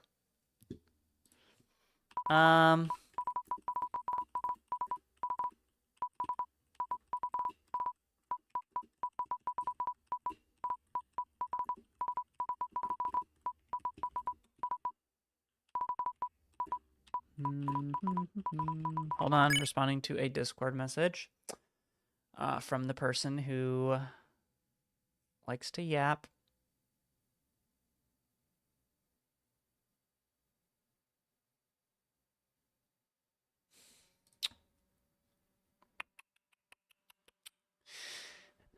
We need to figure out how to get these predicates, because I think if I do this...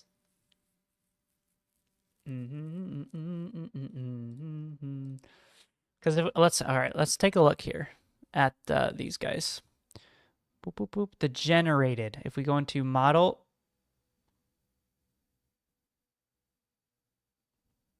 where did it put it? It put it in forge source generated. Forge source data gen effects entities. Have I played Hightail yet? No, I have not. I'm saving my money. Worlds. I could be wrong, but I don't see a generated folder here.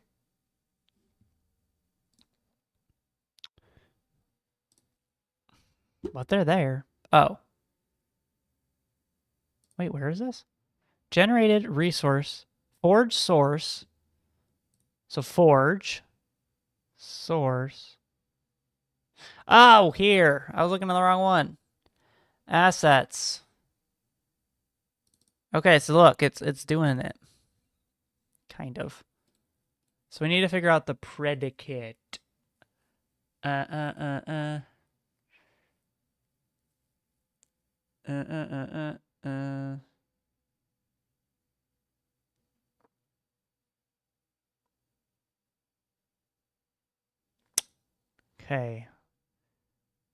I think, all right, let's go into the mod items.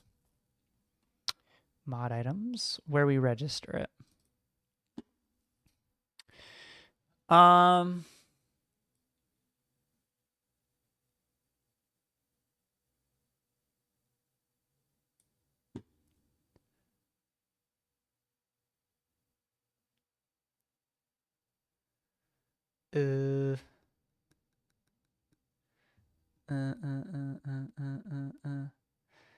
Okay, so I think we can do, hold on, I'm pulling up the forge, or not the forge, I'm looking at examples of predicates in this GitHub.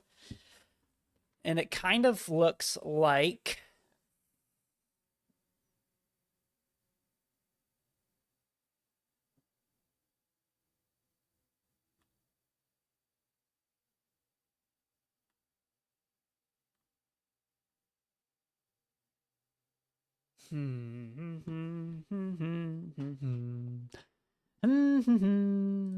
playing card.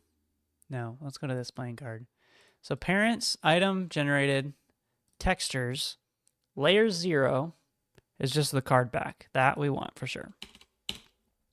Then we need to come down here. We need to go to overrides.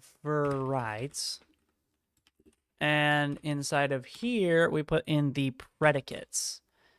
So it's going to be predicate, colon, and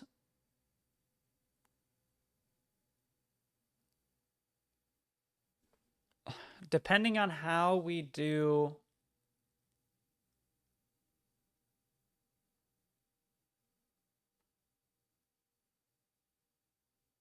I guess let's do in quotes. From what I can tell, we can use predicate. Well, yeah, we can use. Oh, wait. We can only use 32 predicates. No, that means there's 52 cards. So there's 53 cards. We can only use 32 predicates, which means we need to split them up by suit, I think. Which is so dumb. But whatever, it doesn't matter. Playing card. So the predicate for this,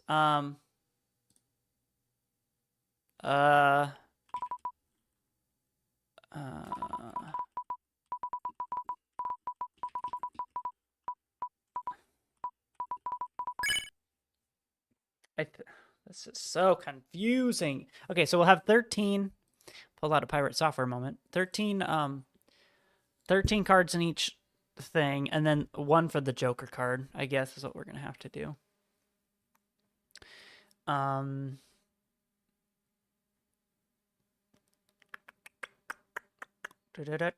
So let me look. How to register a predicate.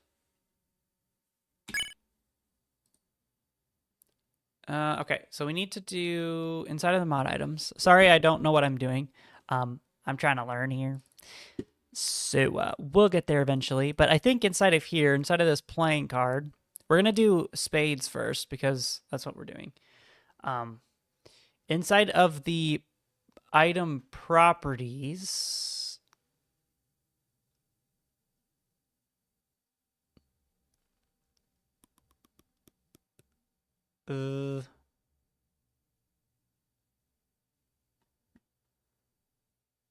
wait. Register the item property for the client side.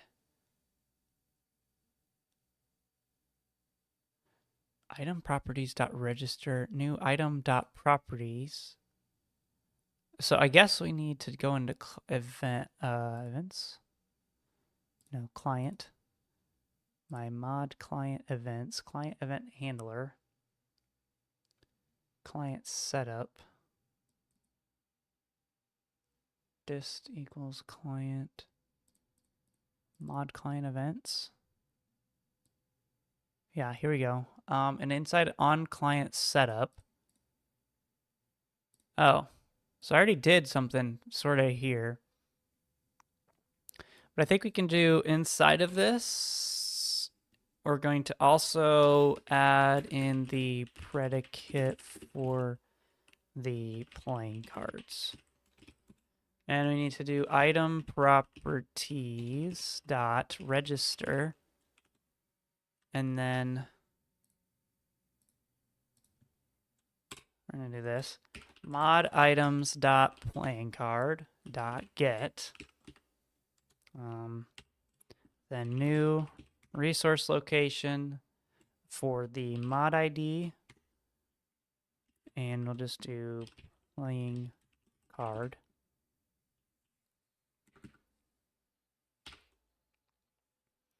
And then we need a supplier, I guess. And inside of here we do if, and we actually have to pass in some information. So we'll do stack level entity seed.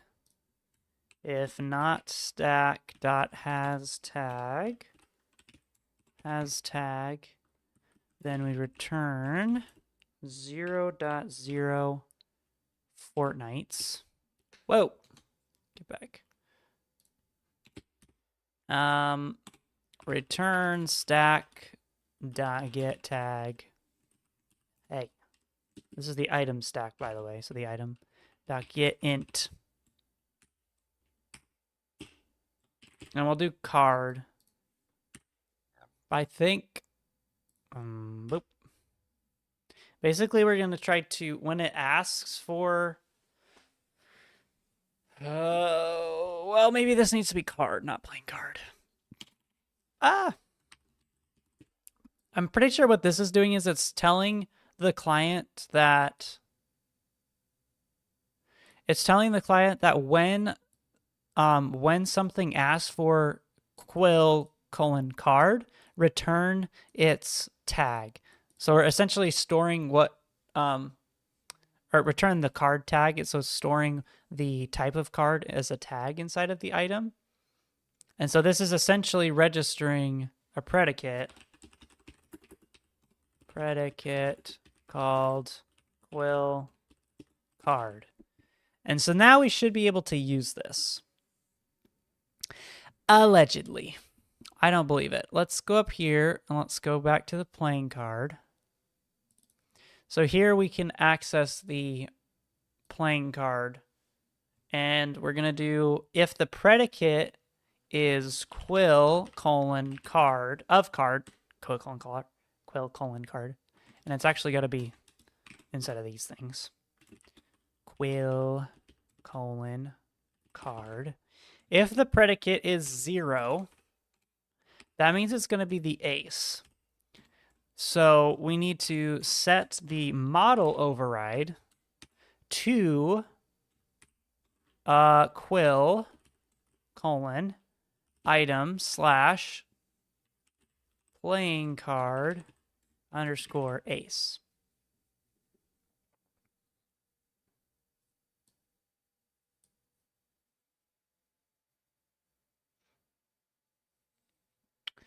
And that should be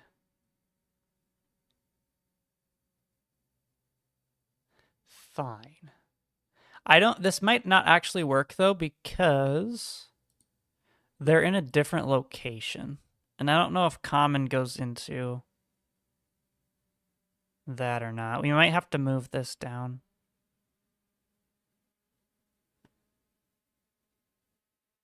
We'll see if it just combines everything together, then that would be great. But I don't think it's gonna do that. But we'll see.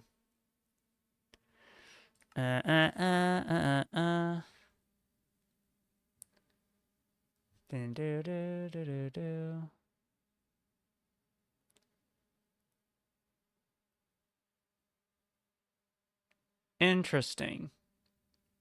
It is showing up, but I don't know.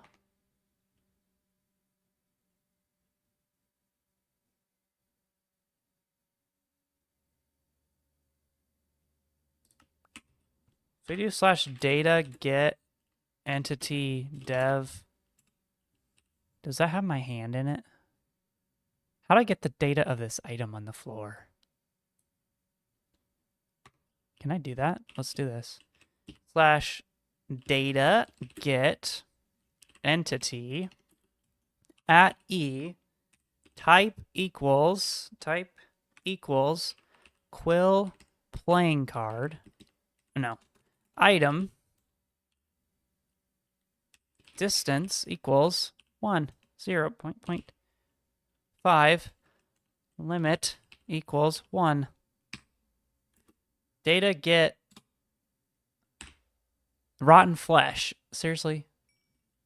Get out of my way. I'm trying to get the data of this card. Okay, so we can see the quill playing card it should have a card field. Motion, health, invulnerable, Palladium.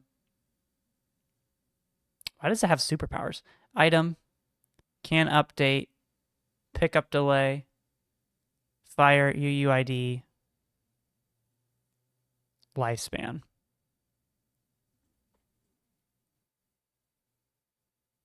It doesn't have that. Give dev card. Deck. Give dev quill playing card. Let me do this one over here.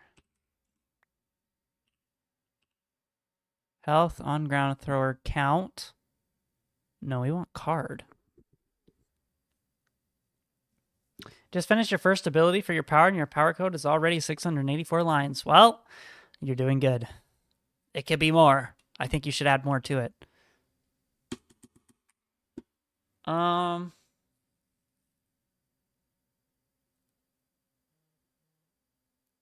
really can't tell if this is working. So what we're going to do is we're going to go here. We're going to save and quit.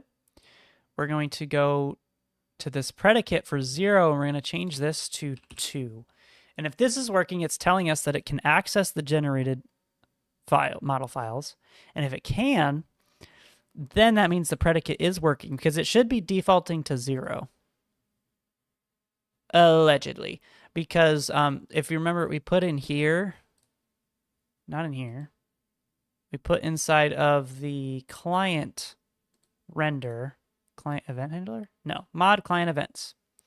In here, if it doesn't have the tag or have any tags, we just do return 0. So let's see here if this works. I don't know why I minimized this. Come on, you can do it. If it changes it to a 2, we know it's working. If it doesn't, then it's not working. Oh, it is working.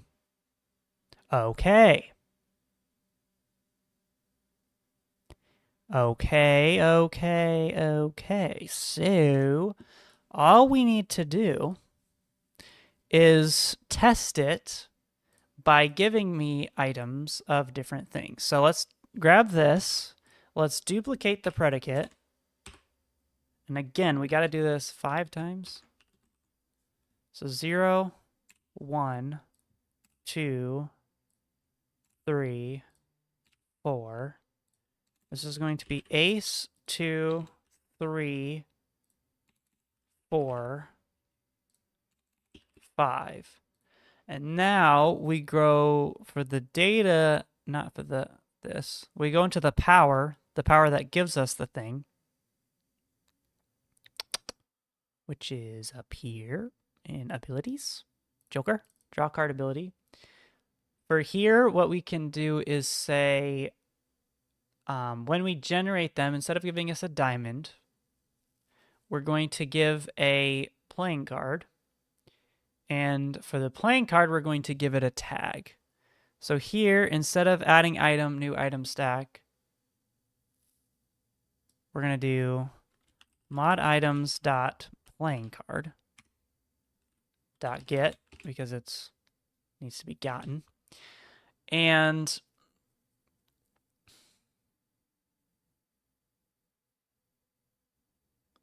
we basically need to, can I do dot get tag dot put int, putting a value inside of it, inside the card predicate, inside the card tag, and we get a value of, we'll just do new random dot next import class of random dot next int between 0 and 5, which I think, why are you mad? Item stack, required type item stack. What? What is wrong? Returns void. Oh, do we have to create a new item? Here. Item stack item equals, and then we do the new item stack thing here. Boop. And then we do item dot, and then we put in this stuff. Item dot get tag dot put int card. This should be 0 and 5 exclusively. Returns a pseudorandom. It is drawn from this random understanding. The general contract of all bound possible int values are produced with approximately equal probability. So I think 5. I think it goes to 5. I think it'll produce 5. But we don't want 5. We want 4 because it's off by 1 index, remember. Then we just add item. Now, it should give us a random card from 0 to 1. I mean 4. I mean 5. 0 to 4, but the card is ace to 4. Wait, ace, 2, 3, 4, 5. Ace to 5. Whatever. Who needs math? It's just gambling. Do do do do do do do do do. Do do do do do do. All right, who's ready to see if it works? If I do this, one press of the ability button, I should get a random card. 3, 2, 1. Well, we unlocked the power to crash the game. Cannot invoke compound tag put int because the return value of get tag is null.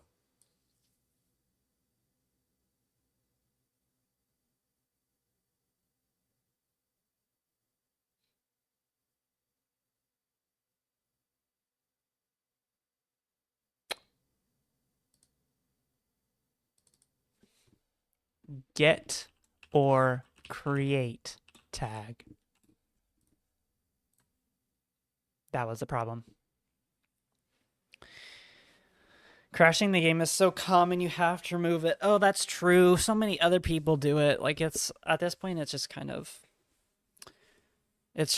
like overused, you know? So yeah, I guess I'll remove it just so that we don't have any issues. I don't want people to think I'm copying them when they see like mine crashes and then that they're like, oh, mine crashes all the time. Very good points. All right, new try. 3, 2, 1. That's a 2. Hit it again. That's a 3. 4. Ace. 2. Ace. 2. 4. Let's just keep hitting it. Fill up the inventory. It should be completely random. Boom, look at that. It's working. It's working. And all of these playing cards, as you can see, they're still the same card. If we look in... Okay, I did not give it a... I did not give it a thing in here. But each card will default to an ace, but depending on the tag. So if we throw this on the ground and do our /data get entity at e type equals item, which is the item on the 4, have to do limit equals 1. We do that. Egg. Egg. Okay, we got to do distance equals ... 3. There we go. Playing card. It should now have the card tag in here. Tag card 1. See that? That's what we did. And using the tag in a predicate, that's how we decide what is what. So instead of suits, because we can only have 32 predicates, so instead of suits, I'm going to do one of each card color. So each card is going to be different colors. We'll have one that's a black card, one that's a red card, one that's a blue card, and one that's a green card, I think. Each one will use the same numbers. Yeah. Okay, so we got to make a few card backs. Let me save this to GitHub because we don't want this to disappear. So we're going to grab the generated card, playing card ace. I'm not actually going to save those because it doesn't work. We're going to do the ability register, the draw card ability, the mod client events, the data generators, the mod item model provider, the... What else are we doing in here? I can't see. The build.gradle file. You should do purple, not green. Okay. I'll do it. Register the playing card. Register the playing card item.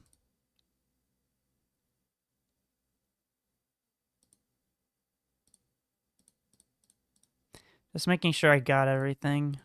Oh, well, the joker.json file. We're not going to upload the textures yet because I got to move them. Actually, no, upload the textures. Those are fine. 2, 3, 4, 5, and ace. The base card back. Don't do, and then don't do playing card in playing card.json file, or JSON. So we need, sorry, I'm just trying to, okay. Adding in playing cards and data gen. Push. Okay, synced it to GitHub, so now everything is saved. All right, we need to first make different color card backs for each type of card. Each category. It's essentially each suit, but we gonna change it. So one of them is black, obviously. Just got a request to have one be purple, so I'm thinking that, ooh, that's too bright. It's gonna be a little darker. I'm thinking this is a nice purple. What are your thoughts? What are your thoughts? Purple?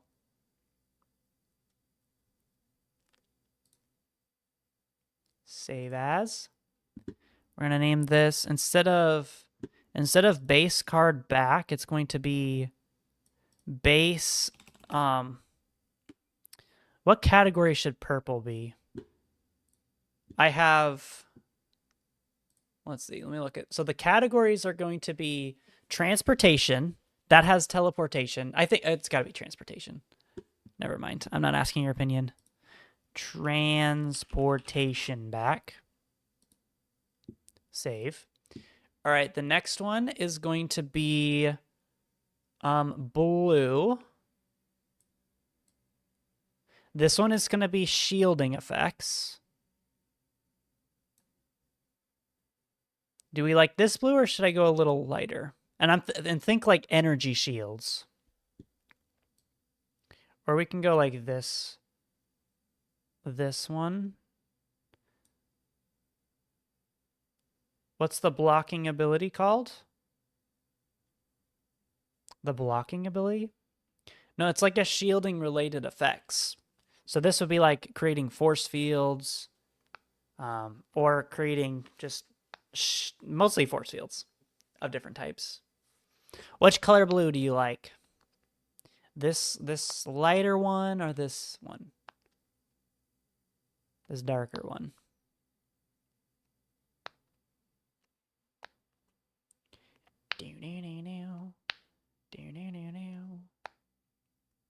Any opinions?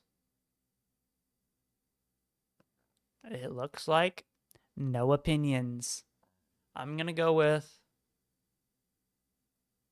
for energy shields, the lighter blue. Okay, that's what I was gonna say. Oops. Will look like, well, we can always change it. And the textures aren't exactly final because they could get changed. So we're gonna do shield. Base card back, save. Then we need to do a red, which is gonna be like a maybe like this. I think this is a decent red. This one is going to be, we have buffs, debuffs, transportation, and shield. I think the buffs should probably be red. Or should red be damage?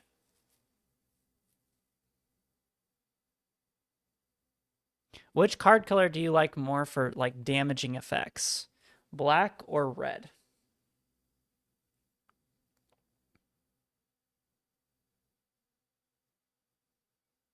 And for buffs too. Buffs should probably be green, huh?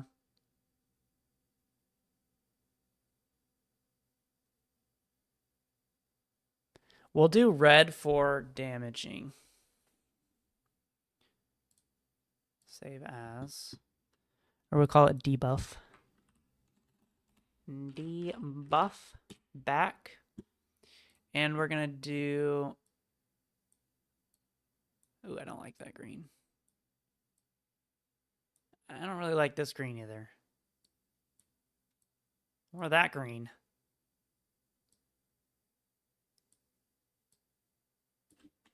We'll use this green. I'm probably going to have to change the colors here, but that's okay. File, save as. This is going to be the buff color. Okay. So we have 3 backs. And if I go up here to playing cards, so item, that's not what I want. I want textures. So instead of spades, it's going to be, so I'm going to do a new directory. We're going to have buffs is one category. Then debuffs is another category. Does this mean they're going to do more commissions for powers? Maybe. Maybe. I do need to focus on the old MHA add-on at some point. Transportation. This is going to be like flight teleportation and shield. Is it IELD? Or is it EILD? Ooh. Shide. No, shield. Did I spell this wrong? SHIELD. Wow, I spelled shield wrong. So, that's cool. I know how to read. I promise. I know how to read. So then we just rename this and pretend I didn't just misspell it. Boop, boop. Boop, boop. So the base shield back will go into shield, refactor. The base buff buff will go here. The base debuff will go into debuff. Base card back we don't need anymore. Actually, we'll just leave that normally. And transportation goes into transportation. And then all of these are going to go into, well, these need to be removed now. All right, so then we have, instead of playing card for this, we need to rename it to Shift F6. We're going to call it transportation card.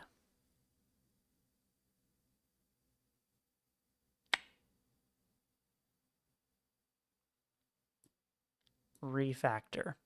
And I think this is going to be fine. And instead of the base card back, we're going to do transportation back. And we need to make, we'll do, so we got to do a lot of them. Let me Shift F6 this one. Transportation card. We might not actually need these two things here because I can register them elsewhere.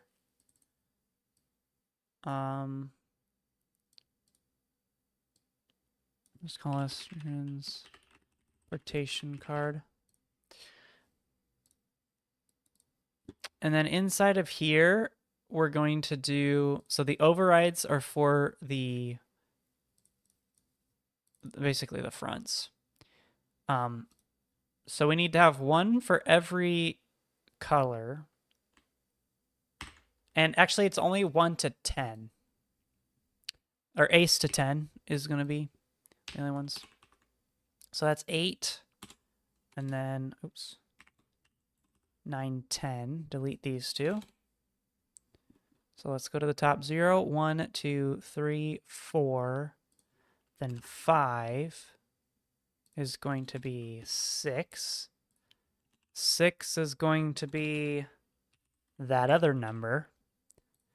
7 is going to be 8. E-I-G-H-T.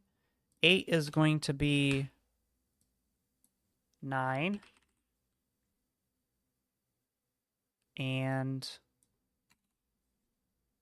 9 is going to be 10. And we're not going to have the other two because those are going to be completely different cards. The Jack, Queen, and King are going to be different cards.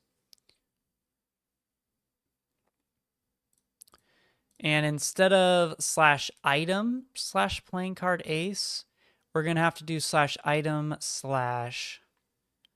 / transportation. And I think I can do, if I do Alt-Shift, yep, I can place multiple cursors. So I'll just do this in front of every playing card. And we're going to do transportation /. And honestly, we're just going to get rid of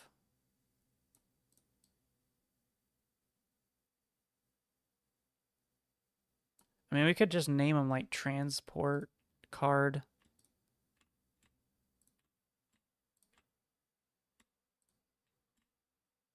Or maybe I just, yeah, I'm just going to lower them down just to say ace, 2, 3, 4, 5, 6, 7, 8. And then it's up to the folders to keep it named. There we go. Like that. Okay, so then we need to copy this and paste it. And instead of transportation, let's do buff card. And the only thing here is going to be, oh, we got to change this to do cards / transportation / base transportation back. And then for the buff card, we do card / buffs. And then, yeah, it is buffs / base buff back. Yep. And then we go through and change all of these, which I think we can just do Control F. Replace with buffs. Replace all. Perfect. And then we do the exact same thing for debuffs. So copy the old one, paste it. There we go, paste. Instead of buff card, it's going to be debuff card. And then inside of debuff card, we do Control F. We replace buffs with debuffs. Replace all. And then this needs to be debuff here. And then the last but not least, copy, paste, change this to SHIELD card. We do Control F, do buffs, replace buffs with shield, place all, and then replace this with shield back. So now all of the model files are set up, not the generated ones, but the regular ones. So then we need to come up to items and we need to duplicate this transportation card to match all of the other cards. So we're going to need 4 of them. So we're going to copy, paste it into items. I'm going to call this the buff card. Quill, I guess. So we're going to change this location. So it's not really, it doesn't really matter too much. We're going to paste again. Debuff card. We're just going to change this to debuff. And then paste one more time. And this is going to be the shield card. I'll replace that with shield. So those are set up correctly. Now we need to come back down here. This is going to get changed. So we can actually delete these because they're not going to be used anymore. We're going to have them get regenerated. Well, let's go down to data gen. Here it is. Model item data provider. So before, we're just doing a layer 0 and a layer 1 of just cards, and then base card back, and then spades. But what we need to do is we're going to do string, new array, and we'll just call it categories. And we're going to define the categories that we have with just the names. And these are going to be the folder names. So it's going to be buffs, debuffs, transportation, and shield. So now what we're going to do is we're going to replace this for loop with a nested for, so a loop in a loop. So we're going to do for string category in, that's what the double or the colon is, in categories. And then for every category, we want to add in these cards. So we actually have to add in the rest. So 5, 6, 7, 8, 9, 10. 6, 7, 8, 9, 10. 1, 2, 3, 4, 5, 6, 7, 8, 9, 10. So for each category, then we do for each number in cards. So basically every category and then every number combination. Then we do this thing, where with the existing parent, and we do, instead of playing card, we're going to replace this with category card. So it's going to be like buffs card or debuffs card, transportation card. Although that's kind of annoying because it doesn't have, it adds in the S. I could go up here and rename. Dang it. I gotta change these folder names. Or just this. Buff card, debuff card, shield card, transportation card. I gotta name, yeah, I gotta rename these stupid folders. Shift F6. This has to go from buff to buff, refactor. This has to go from debuffs to debuff. And then I think I gotta rename the these things. Not transportation, buff. Yep. So do Control F, replace it with just buff. Replace all. And then same here, and debuffs, replace with debuff. If you don't have your folder names the same, it just makes it more confusing. So if we go back to here, now I can just say category, so it matches buff and debuff. So it's going to do buff plus card plus, and then we need the number. Instead of doing the array, we have the number here, so we just say number. And now this is saying, essentially insert the number here as we traverse this. So it's going to be replaced with ace, 2, 3, 4, 5, 6, 7, 8, 9, 10, etc.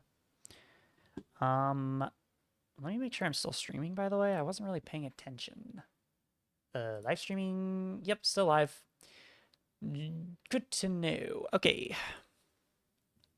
So layer 0 is going to be item, cards, and then we need to replace it with, so we're going to close this, and we're going to do a plus, and we need to do category, because that's the folder that it's going to be in. Plus, and then it's going to be a /. So cards plus the category is the folder, and then base, and then this actually needs to get replaced with plus the category as well. Oh, I don't know why I did that. Plus category plus back. So if we look here, it's the thing is base underscore category underscore back, and so that's what we're doing. We're doing the folder of buff, or the category, and then the item is base underscore category underscore back. Layer 1 is going to be item cards instead of spades. It's going to be category plus, and then instead of cards I, it's going to be number. So layer the back, or I guess the number on top of the back. Now we can delete this old loop because it doesn't do anything for us. And also delete these extra import statements. So the data gen should create everything correctly now when we run it. And I'm actually going to run it and hope it generates all of the files correctly. We just have to watch the generated folder, which is up here, and watch it fill up. It should have the right folder structure as well as all of the files that we just created. Did it have an error? It did have an error because the textures do not exist. I forgot that it cares. Fantastic. So we got to make the textures for everything, specifically the numbers, which is just going to be the same number, just colored differently. So much fun. Let's do that. So where are the old numbers at? It's inside of textures, right? Not data, item, textures. So before they're in spades, well, we don't want them in spades. We want them in. Okay. We can do this. It's not that much work. It's just every single number. Let me do the 10 first. Because what number did we end on? 1, 2, 3, 4, 5. Okay, so we need to do 6, which, check this out. Whoa, that's a good 6. Oh. I like the other one better. Come back. Oh. Well, there's no redoing that 6, so Whoa. What? What? Whoa. Dang. Dang. That looks like an 8. 6. What in the world? How is this so hard?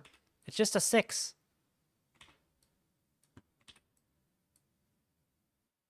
Well, I'm keeping it. I'm keeping it. Oops.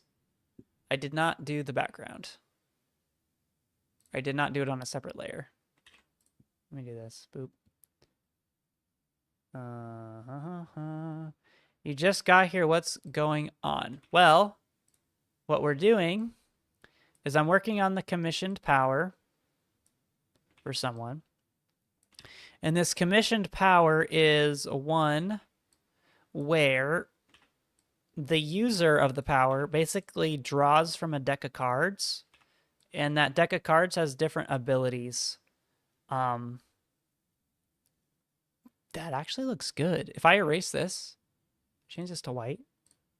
Whoa. Basically so the deck of cards user will pull a card out, and that card corresponds to a different effect that they can do.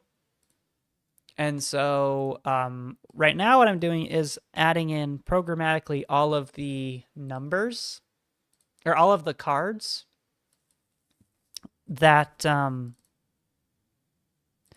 that you need. So basically all of the number cards, pretty much. Flatten. Yes, sure.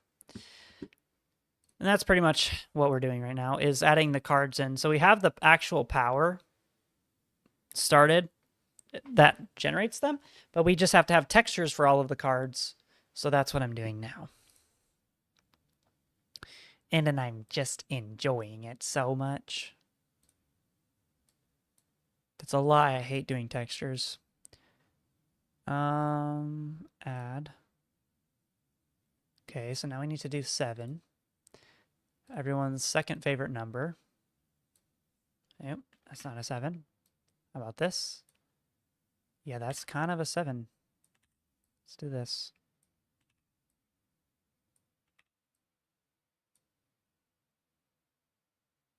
Whatever. It's like, I don't care that it doesn't look good. Actually, I kind of do care, but I don't want to spend forever doing this. So I'm just going to let the person whose power this is figure it out themselves. They can always come in and replace some. 7. Dappy Angie. Welcome back, person. I hope you get back to your coding, because my coding is just going so swell. All right, we'll add the card back. Once we get all the base numbers, oops. Once we get all of the base numbers, close that if it's not cards. Boop. Once I get all of the base numbers, then I'll just go back over and recolor them 4 times. Person, you weren't here, but we got the data gen is working, and we're basically just focusing on the textures to get everything good to go. This is an 8. How do you guys draw your 8s? Do you stop at the top corner, or start at the top corner and then go down? Or do you go like, I know some people go like this. I can't do that. Some people go like this. Some people do like this. I don't know. Either way, it's annoying me. 8. That does not look like an 8. Whatever. I hate textures, man. 8. 8. Whoa! I'm a genius. Wait. Boop, boop, boop, boop. Whoa. Yeah. It's an 8, I promise. File, save as. All I'm doing is saving it directly into the mod folder. Or inside of the textures folder. And then I go back here, and because it needs to be flattened, I just add a layer just so I make sure it's correct. And then I highlight, delete the top layer or the back layer. No, delete the top layer. Grab the pencil. Draw a very good 9. I mean, at this point, yeah, we're just keeping it. That's exactly what I want. Save. PNG 9. Flatten. Then bring back in the card back and just one more number. Add layer.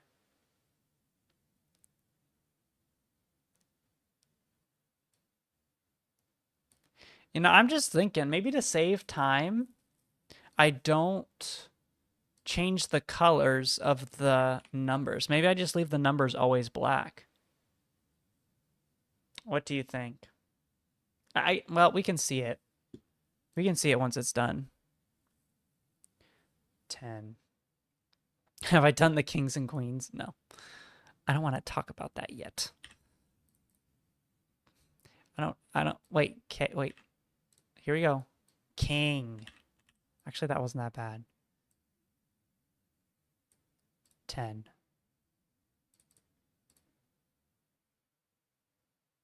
Well, that's a pretty good 10, I say. File, save as 10.png. Flatten. So I changed my mind. We're going to keep the... We're going to do black for the first thing. So we're going to do Shift F6, change this to numbers. So now all of the numbers are inside of here. We're going to go back to the data gen, and for the layer 1 for the number, we just do cards. Basically just this. Cards plus numbers. Wait, no. It's cards slash numbers slash plus number. So we'll see what this does. Hopefully it doesn't get mad. Your texture doesn't exist. I can already tell that's what it's getting ready to say to me. Remember, if this works, it should fill up the generated folder with more than nothing. Oh, cache 40 files. I'm going to give it a second to load. I'm going to go fill up my water. Toothless, take over the stream here. Oh, he's listening to, he's not even paying attention. Be right back. It'll take 2 seconds.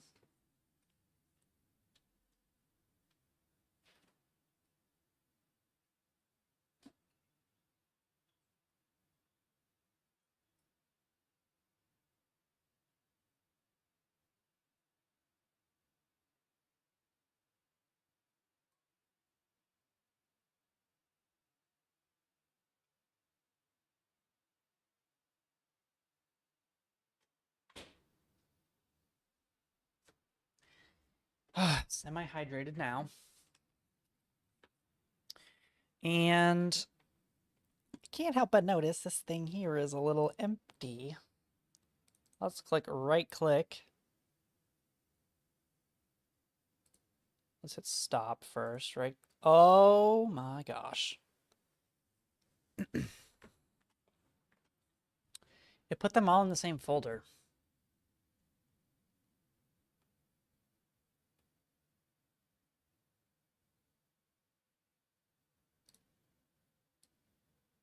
It was not supposed to put them all in the same folder. I don't think. But the question is, does it matter? Let's find out. I don't think it does. I think it... Does it matter? No.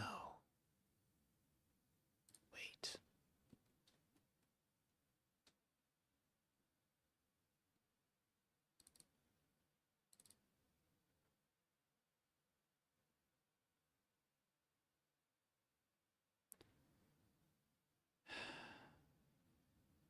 Is it possible to change the folder that they generate into? I don't think it is. Well, it could be. I look here. Register with existing parent. That's the name of it. Existing parent. Let me ask the old chat GPT. Is it possible to have them generate into subfolders? Question mark. 100%, and it's actually very clean and easy to do. Right. You must, example, put all cards in item cards. Item cards. Item slash with parent. Oh, okay. So we need to change this. So this needs to go to cards / plus category plus /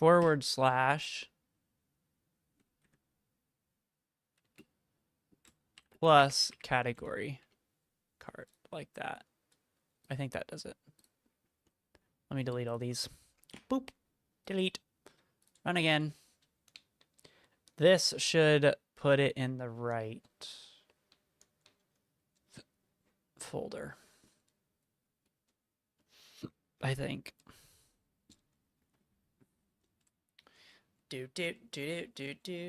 Hopefully you're learning something. I know I am. The real question is, did doing all this, was it faster than just typing out all of the models by hand? You know what I mean? Like, would it have been faster if I just went in and typed these all out myself?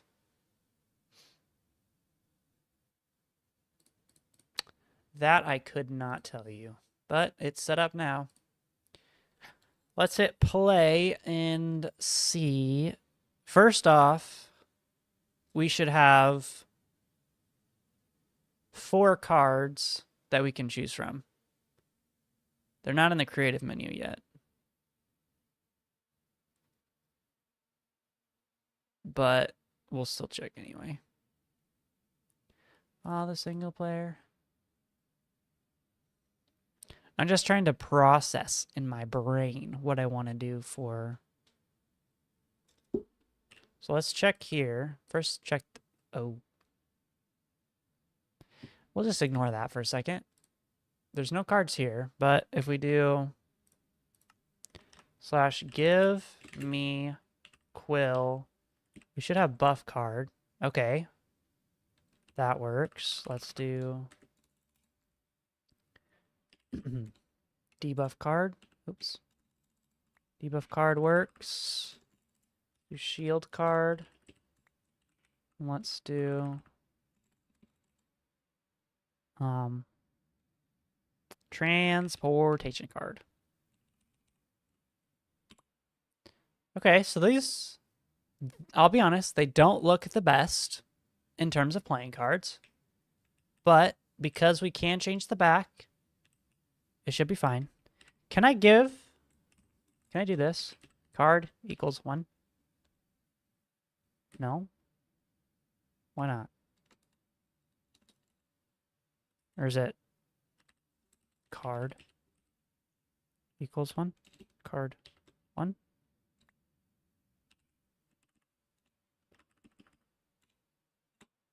Nope, that's not working. But those, okay, so we have these. Let's hit the 1. Let's see what it tries to do an empty card. Oh, that's because it's not real. So if we need to go back to the ability. Stop. You need to go to the ability for drawing the card right here. And we create a new playing card entity. The problem with this is the playing card is not actually a playing card. Not anymore. It is a transportation card.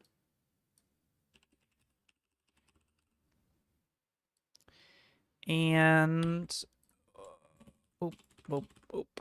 Transportation, buff card, debuff card, shield card, debuff. Right now, all of these are going to be an instance of the playing card item because they shouldn't be that different.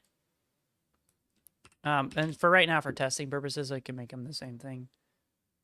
It don't matter, but what we do need is in the draw card ability, we need to change this so that it rolls randomly 1 through 50. It's not even 52 anymore. It's 1 through 40, at least right now, because it's level 1. So we're going to do int card equals, or we'll do card index equals new random dot next int, and the bound for this is going to be, again, like I said, 40. So 0 to 39 actually. So 0, the random will roll 0, 1, 2, 3, 4, 5 all the way up to 39. Then with the card index, we do if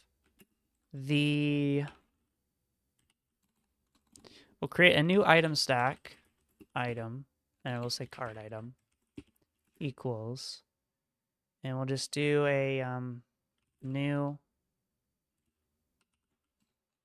item stack. We'll default it to a buff card. So mod items dot buff card dot get. We'll default it to a buff card, but then we check if the card index, and so we'll say I'll say up here.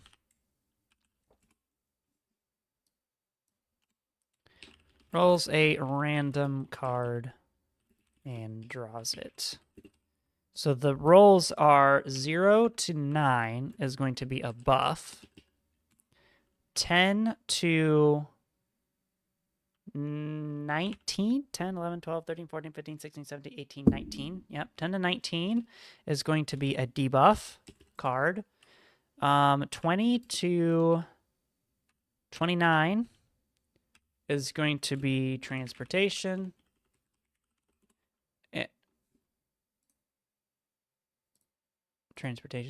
And 30 to 39 is going to be shield.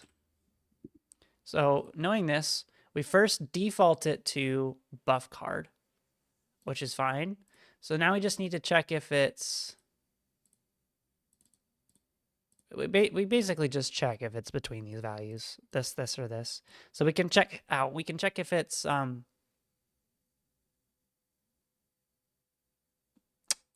let's see, what's the best way to do this?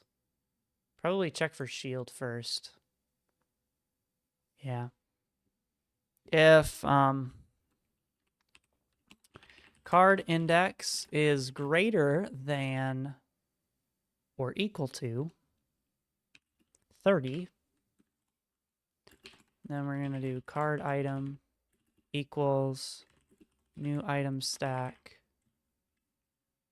mod items dot shield card.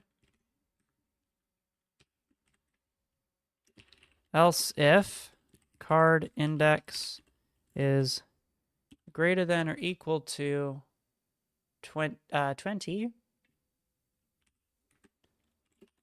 then we say the card item is equal to transportation card.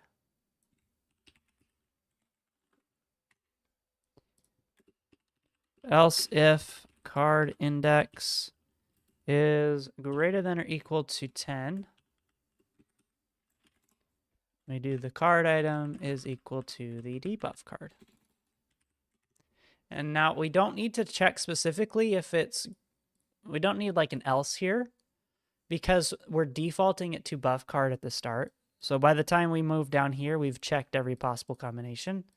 And we can now verify that it is, yes, it's going to be a buff card. So now we don't need this. We can change this to card item.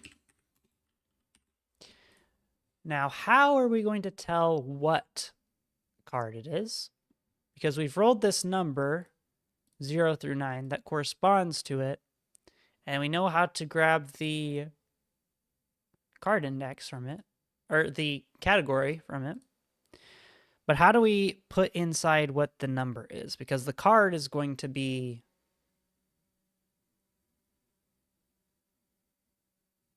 the card itself is going to be 0 through 9 here. Well, what we can do is we have the index. So we're going to do card index. And we're going to actually modulo this by 10.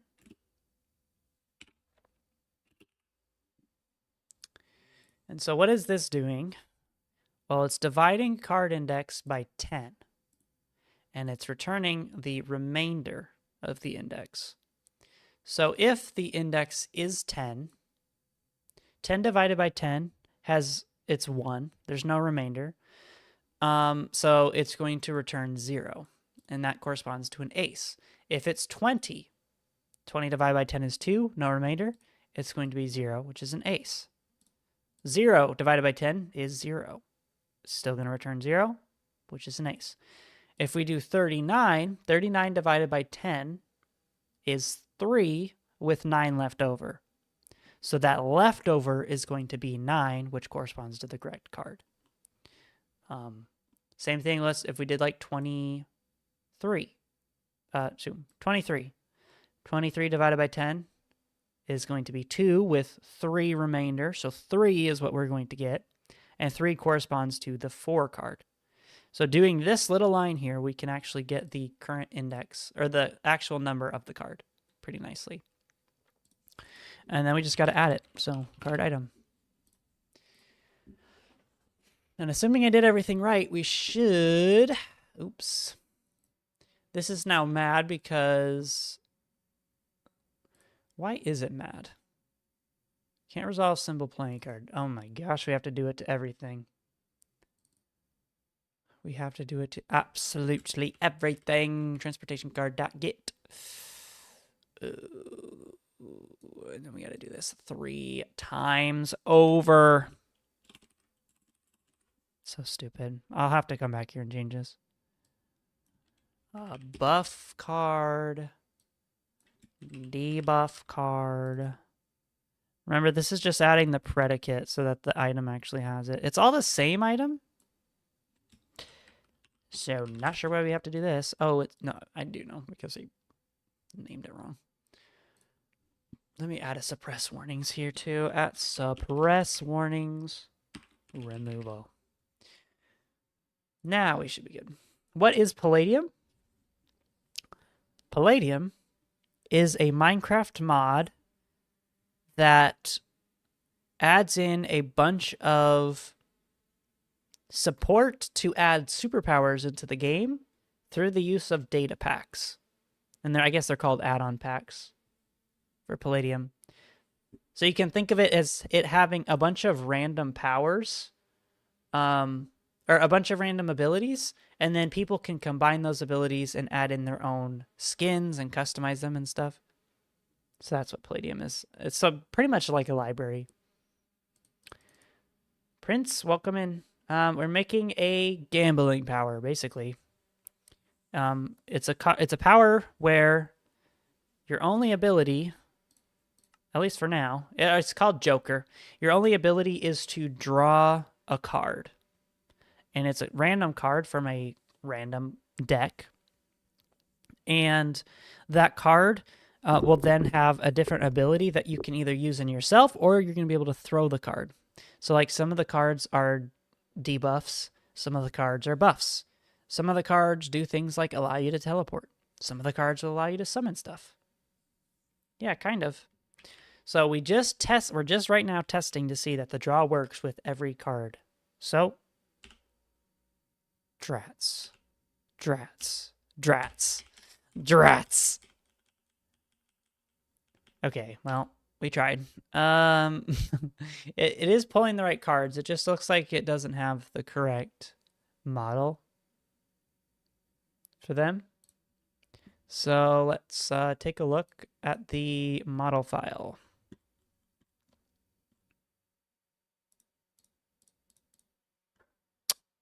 I'm trying to think. Let's look at the transportation card.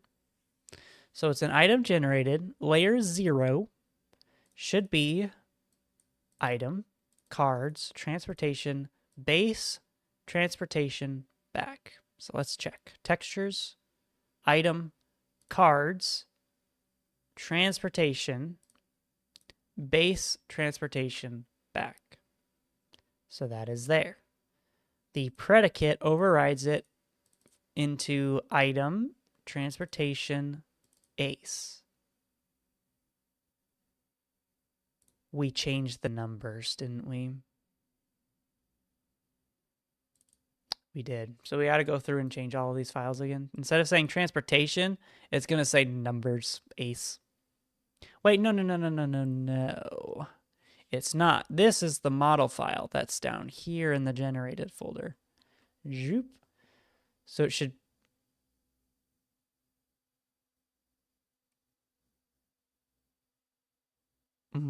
wait. Yeah, so this is the model file that's down here. So it should be item. Why is it in models? It's in cards.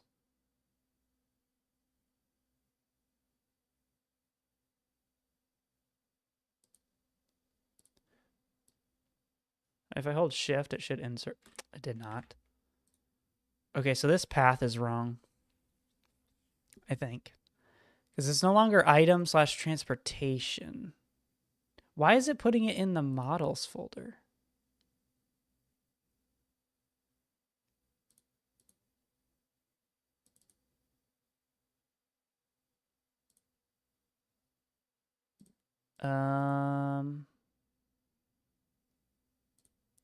I don't think it's supposed to be in models. Is it supposed to be in... No. It is supposed to be in models.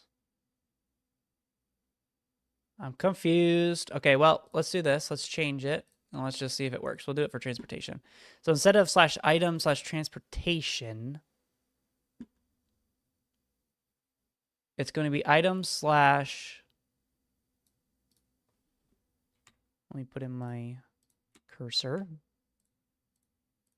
7, 8, 9. So it's going to be item / and it's in the cards folder. Then it's / transportation. And then it's transportation _ card _ ace. Oops, whatever. Oops, I'm holding Alt and Shift, and then you can click multiple cursors, by the way. So we're just gonna click here, here, and here, and do transportation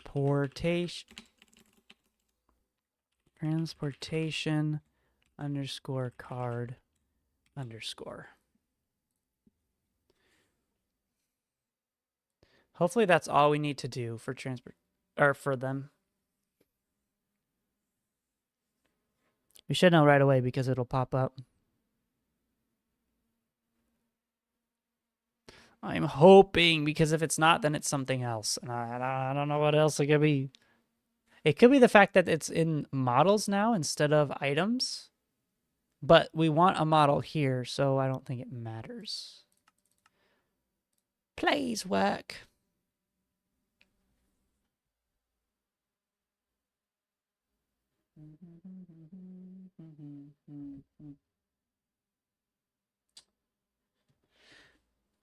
Right. Where'd all my cards go? Transportation card is still not visible. Let's just draw some cards and maybe the textures will show up.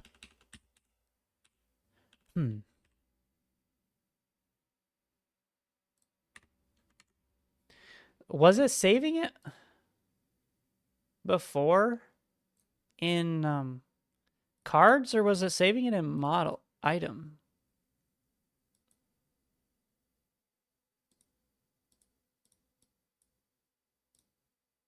Let me try to just move this. Wait. Yeah, models, item, cards. Let's see if this works. You think I did something wrong? No way. I don't think I did anything wrong. That's impossible.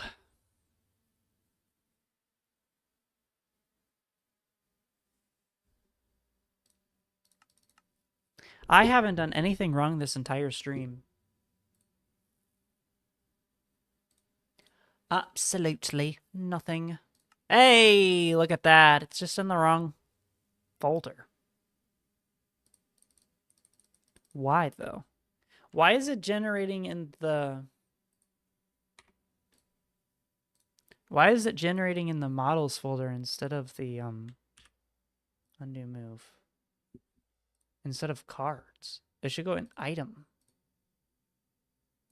I kind of want to fix that. How do I do that?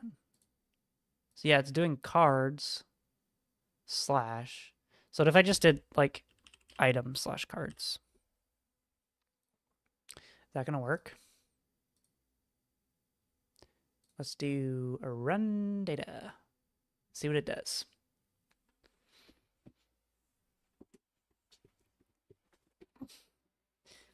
Yes, I mean, I was not going to point out that those were the cards that I magically drew from the deck.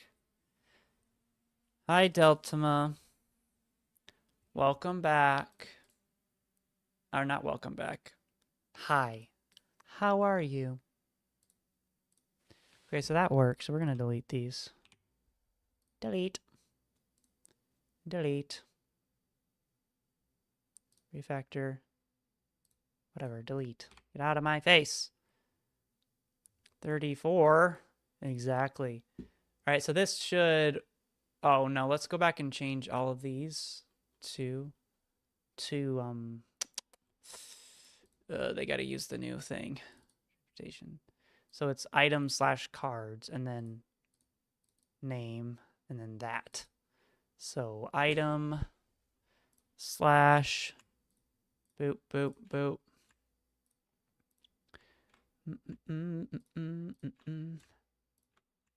Boom. So item slash cards slash buff, which is right there. And then we do tab, tab, and then we do, oh, is it buff card?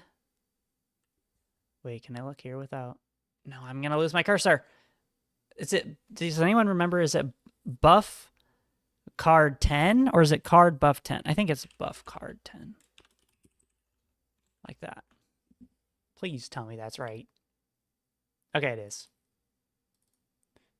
All right, and then we need to do the same thing for here. This, this, this, this, this, this, this, this, this. Item debuff / no, it's cards / debuff, and then debuff underscore card underscore 10. And then last one, this, this, this, this, this, this, this, this, this, this. I sure hate models.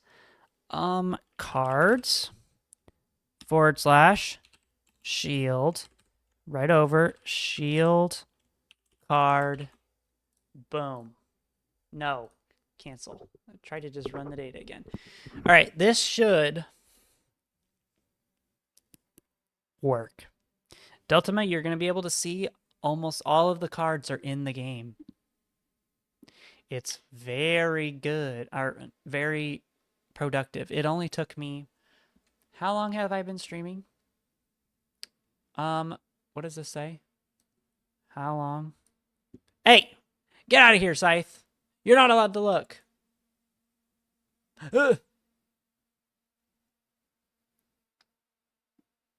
Someone ban him.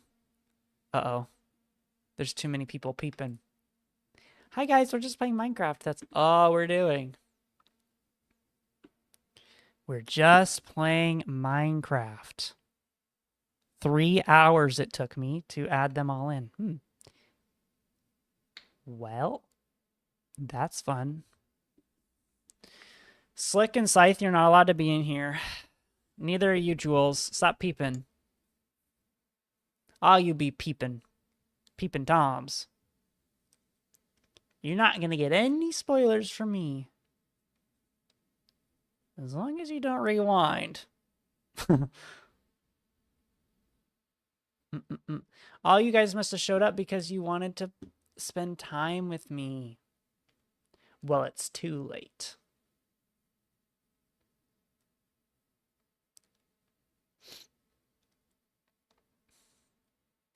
I gotta make sure that they leave because they'll leak. Those are some people that are not supposed to see what I'm doing. Can't hear you, but I probably said something nice. Well, that sounds like me. You got a home page refresh poll. Interesting.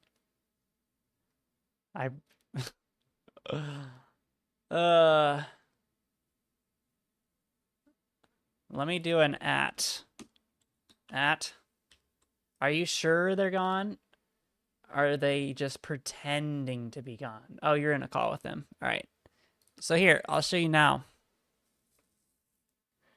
Do. Ta-da. They could be lying, but if you are, whatever. Look at all of the cards have textures. They're very high quality cards. Basically, you press this, it randomly draws from a deck. Wow. You may be thinking, what is that beautiful font on those cards? Well, I tell you, I did it all myself.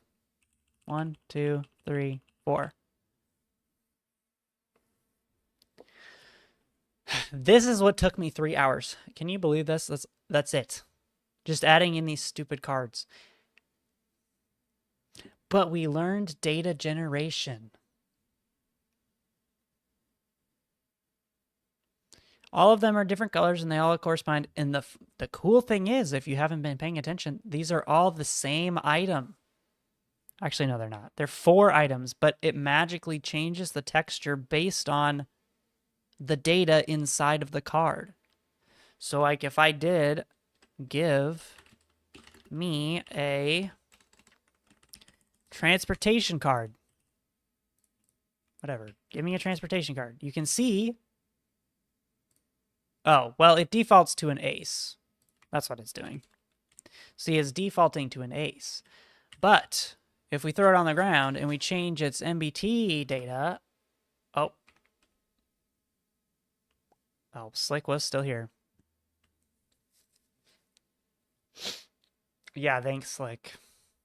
You guys get back to your game that you're playing without me.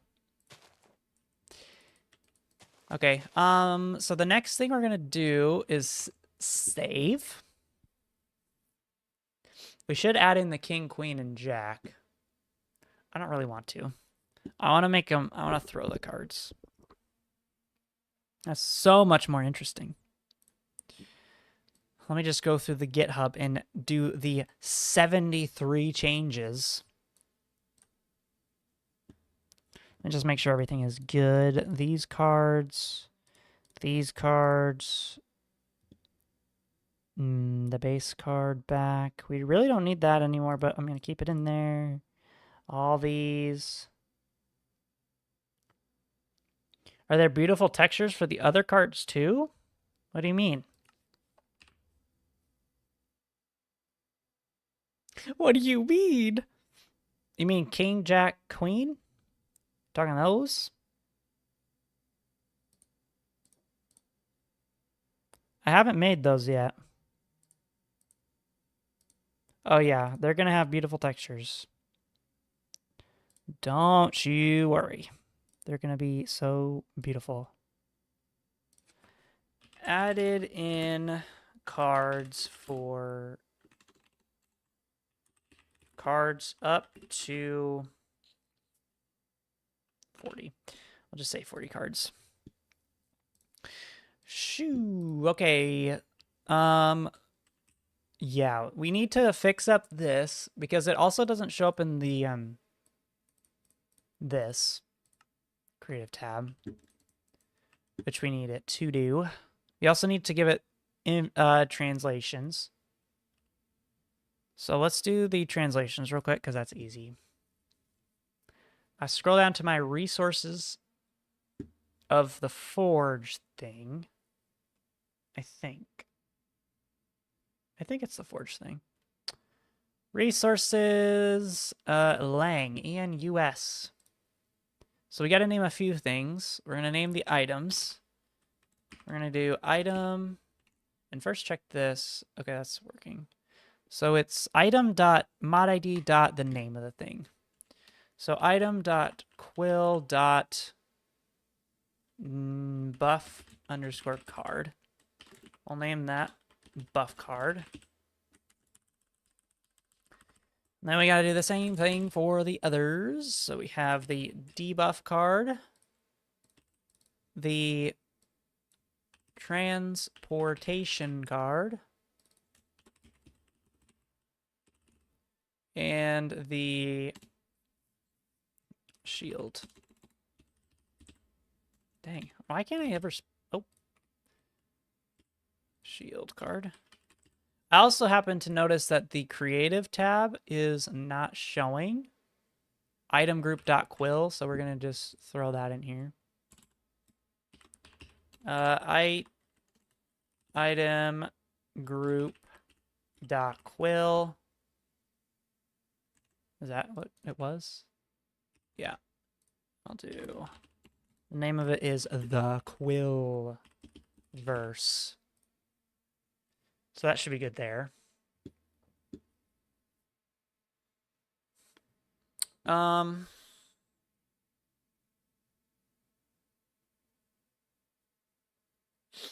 you know, thinking back. Well, no, because the king, queen, and whatever are going to be different cards, so I'm going to hold off on them. They're not going to fall into these 4 categories. They're going to do something special. Make sure everything else is named here. It is. Okay. So that fixes that issue. We'll need to add them to the creative menu. But I'm actually...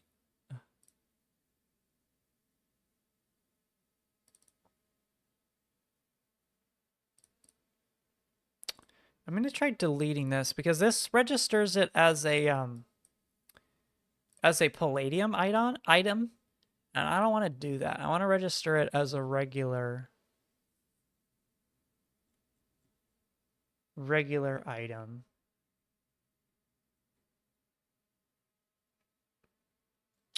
So let me go to items here, Joker. The playing card item is going to be the super class, and we're going to make a new Java class. We're going to call it transportation card item. And this is going to extends playing card item. Create constructor matching super. And then if we go into mod items, we do register it here, but we're going to do new transportation card item.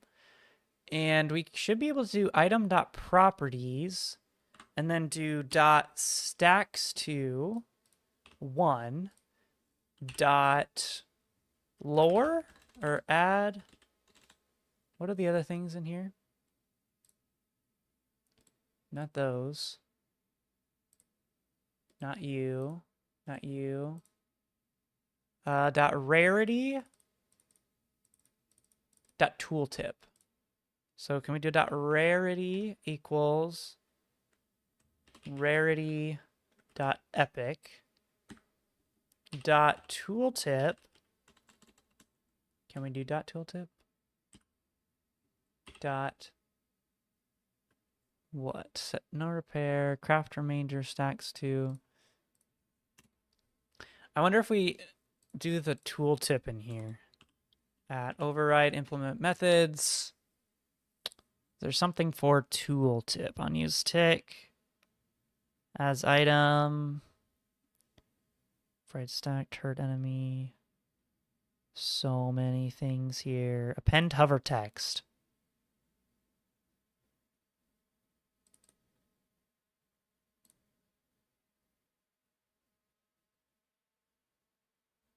I'm pretty sure this is it. Let's do append hover text. I use it, or I have used it before for this bag. Where is it? Where is it? Here it is. Oh, it's just tooltip.add and then the name. Boop. So we don't need the super. We do tooltip components. Just call this tooltip. I assume that's what it is. .add, and we can give it a color if we want. We'll just say transportation. I don't know if 7 is, I don't know what color that is. We'll just ignore it. Cool. Okay, and that should do that. And then we have the actual transportation card. So now we can go into mod items. Mod creative tabs, I mean. And inside of here, we do output dot accept mod items dot transportation card dot get. And so that should put it inside of the creative menu. We fixed the names and it's its own card. Let me go turn my oven on.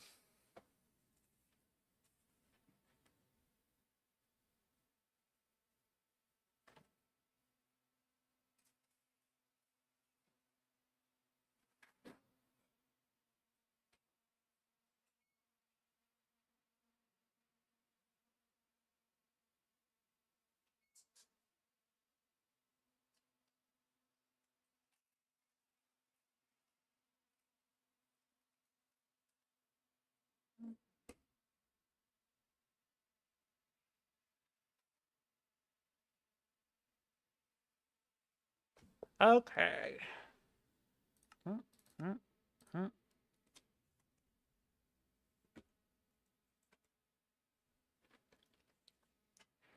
Had to get a snack too. So these should have perfect.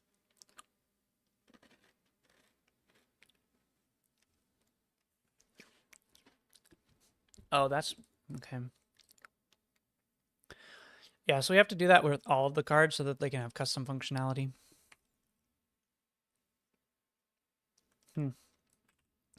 This should also have a, yeah, Coolverse and transportation card. Cool. So now we just got to do the same thing with all the other cards. Paste, transportation card item, buff card item. Okay.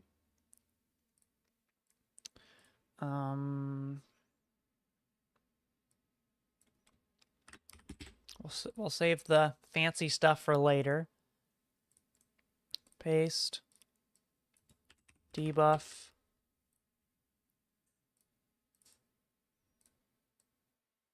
I'll just do white for this one, debuff. And then paste shield.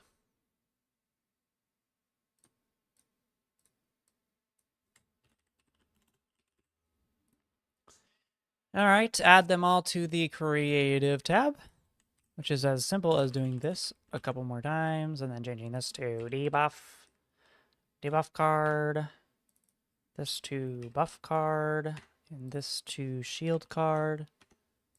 Then we got to go back up to mod items, and we got to change these to their appropriate ones. So it's going to be buff card item, it's going to be debuff card item, and there's going to be shield item.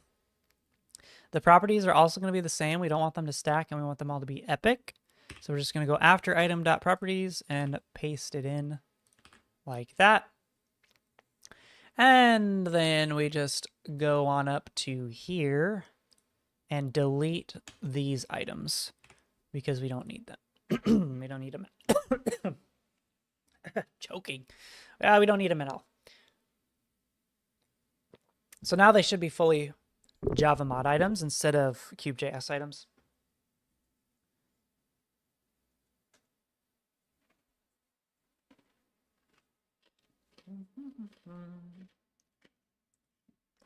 Build failed. Excuse you? Did I just miss the... I can show you. what the fear glasses are in a second.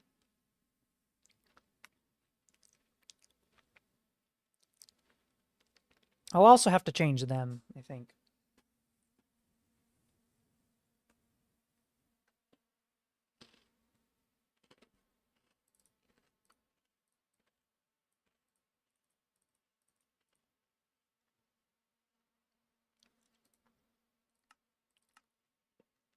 The fear glasses are, there's a power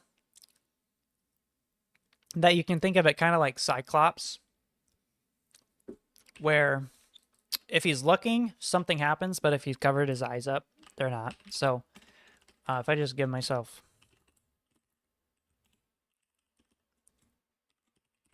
fear glasses, they just look like this.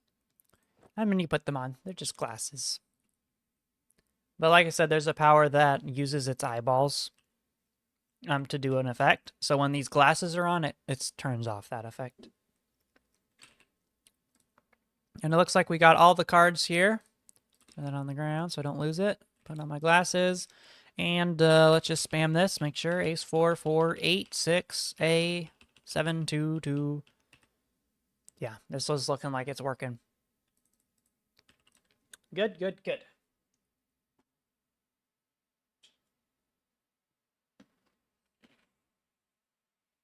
So,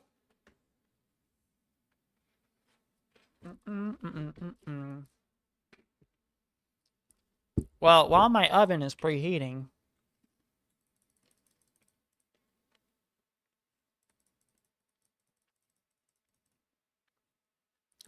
I guess I could try to make these,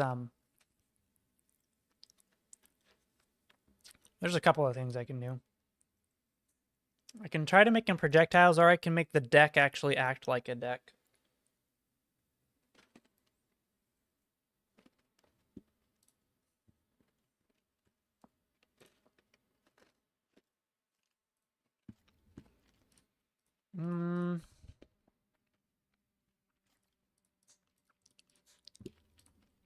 Move the items from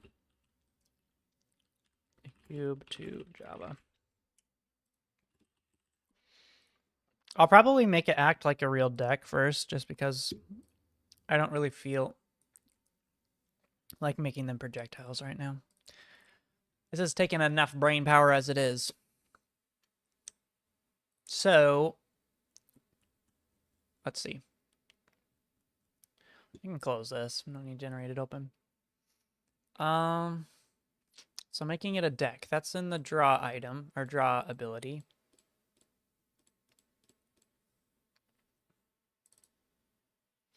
Right now we just draw and it draws any card we want. But we need it to be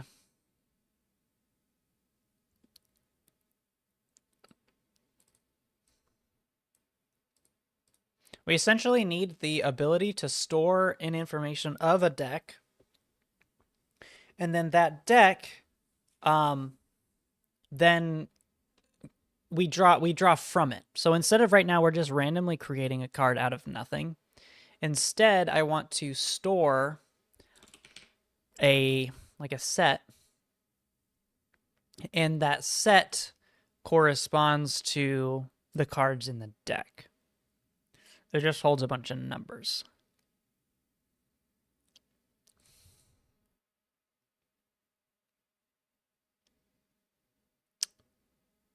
But I'm trying to think the best way to do that. Because if we store it inside of the ability, which I think we can do, we just have to make sure that it's persistent between launches of the game. Because my fear is, well, when you leave the game, then your deck kind of just resets, and I don't want that. I'm trying to think the best way to handle this, because we could use a capability to keep track of it. Palladium has something called unique properties, which could work. I don't remember if they can store lists, though. I'd have to look at my quirk library, which I'll do right now. Unique property?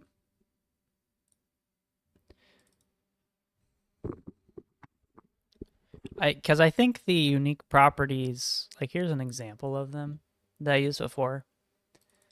I use it for has applied once, something that I created to keep track of. Boop, boop, boop. Here we go. Keep track of if this ability is activated once or not before. So I guess I'll just look through the properties and see if there's anything like a list. Unique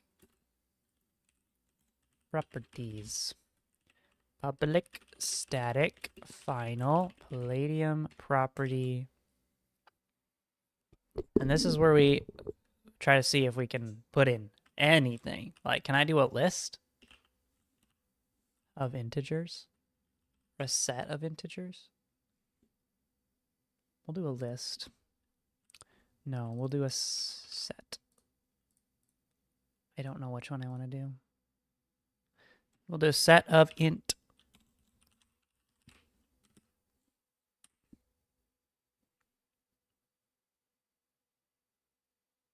Why is this mad? Identifier expected.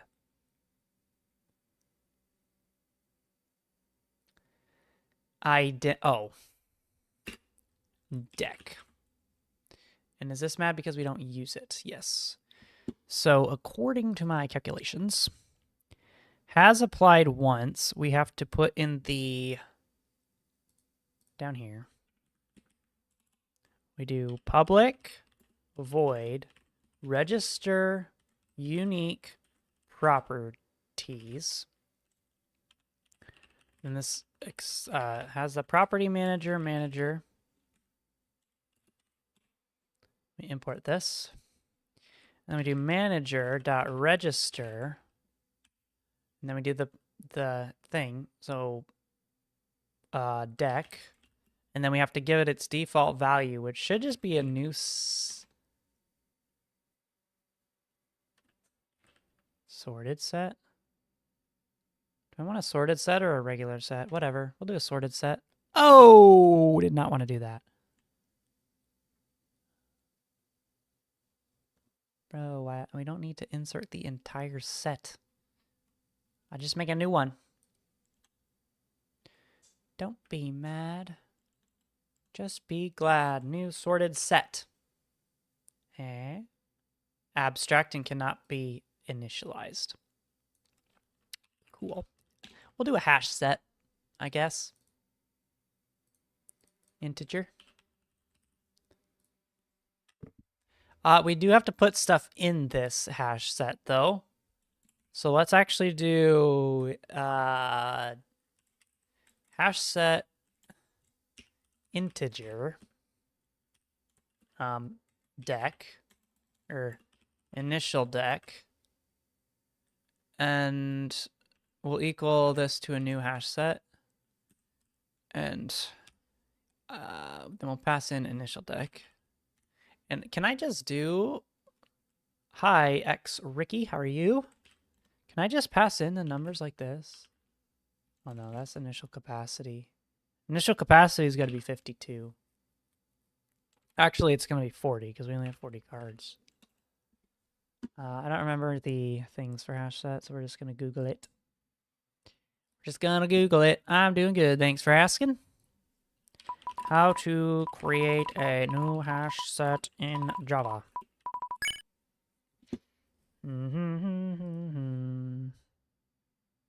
It just uses .add.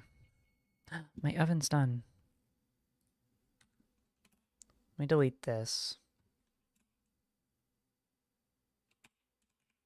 So I think we just do for int I equals 0, I is less than 40. I plus plus. Bless me. That should do 0 to 39. which is what we need. Right. I think so. Initial deck.add I. So this is going to fill it up with basically 0 to 40, and then we initialize it here. And then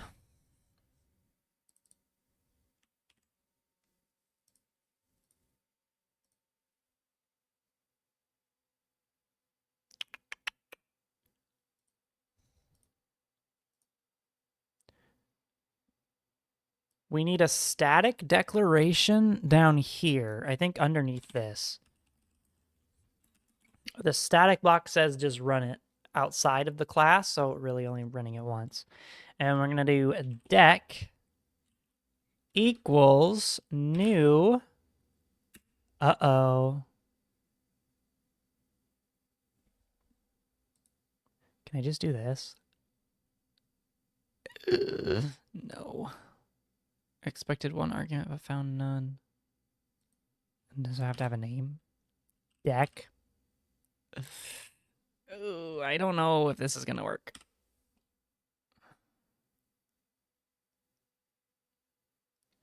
Because it's abstract. Gosh, darn it.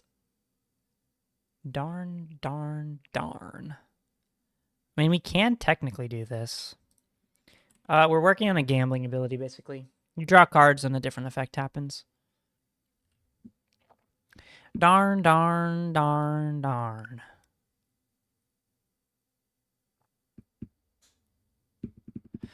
I mean, technically this is this good? From NBT to NBT. We don't really want to store that. Darn, darn, darn. Let's do deck equals new. If enum Palladium property, integer property,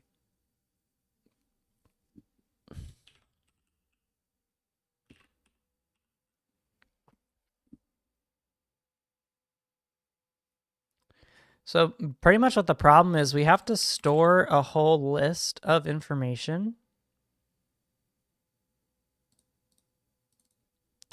But we can't do that automatically because it's not built in. So it's what this here is telling us, the fact that it inputted this, is that we have to do it. We have to implement all of these by ourselves. So we have to have a way to convert it into JSON, convert it into having MBT from JSON and to JSON, and then also this buffer. How do you make it so a render layer activates when you have a power? You go like this. Here we go. Fear factor. Actually, fear glasses is probably easier. There's an ability called Palladium render layer. And all you do is just stick that in, and then you define what the render layer is. So in your case, it would be your mod ID and then the name of the render layer. Where that's located is inside of your assets folder, inside of assets, mod ID, Palladium.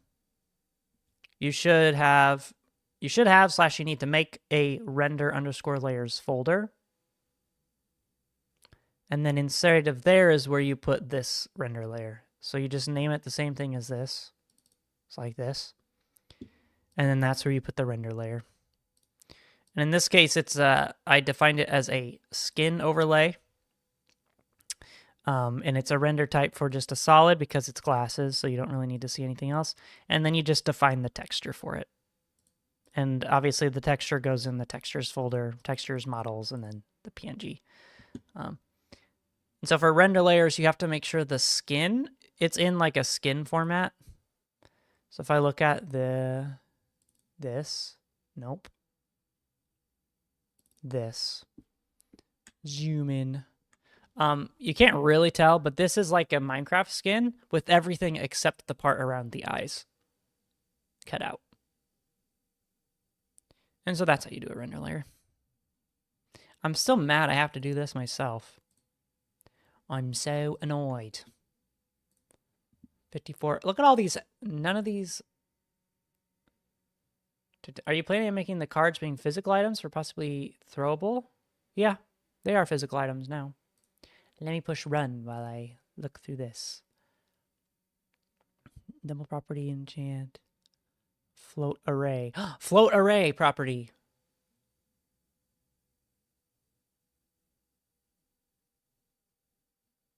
Wait. It already has a float array. Dang, dang. Dang, dang, dang. The problem with a float array, though, is that it's not dynamic. It only has a certain amount of space in it, and then it runs away. Is there not any other one? Component, change player model. Okay, there's not. So float array is the best thing we can do for looking. Yeah, so we gotta fill out all this stuff. Oh, I don't want to. Did it just crash?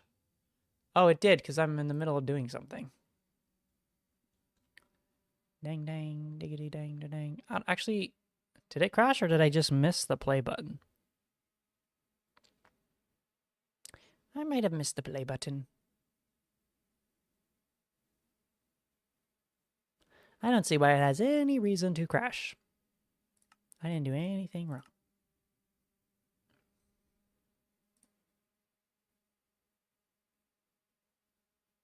Wait for it, wait for it. Boom. So as you can see, the cards are physical items that you draw. And they don't do it now, but they will be throwable.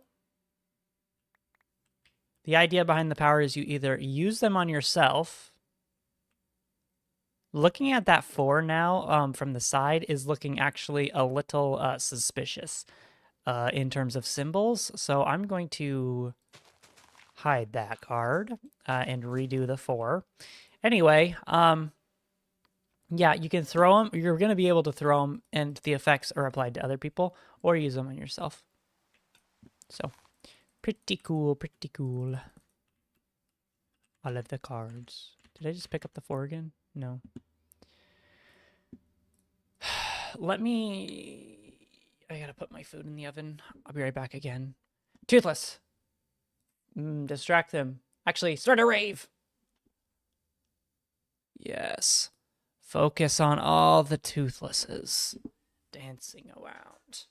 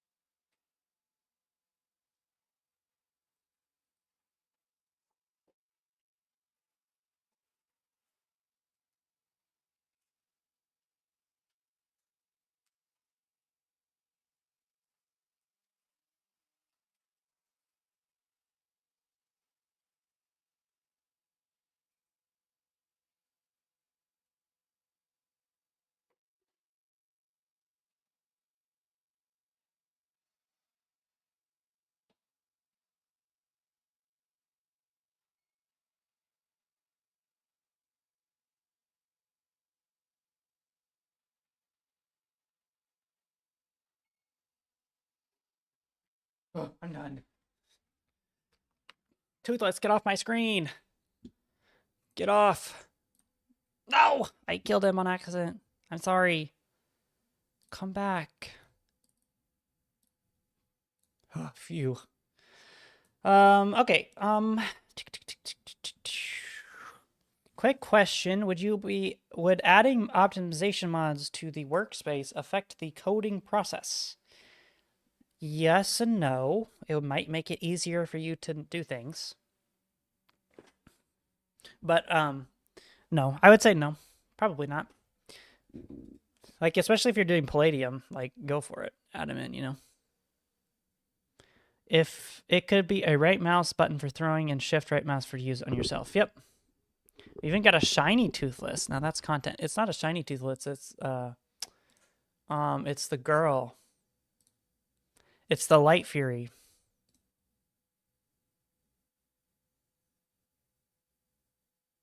It's the Light Fury. Let me here.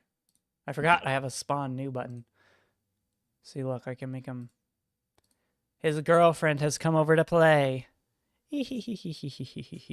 Why is she so small? She's so small because the original is over here. They just dancing together.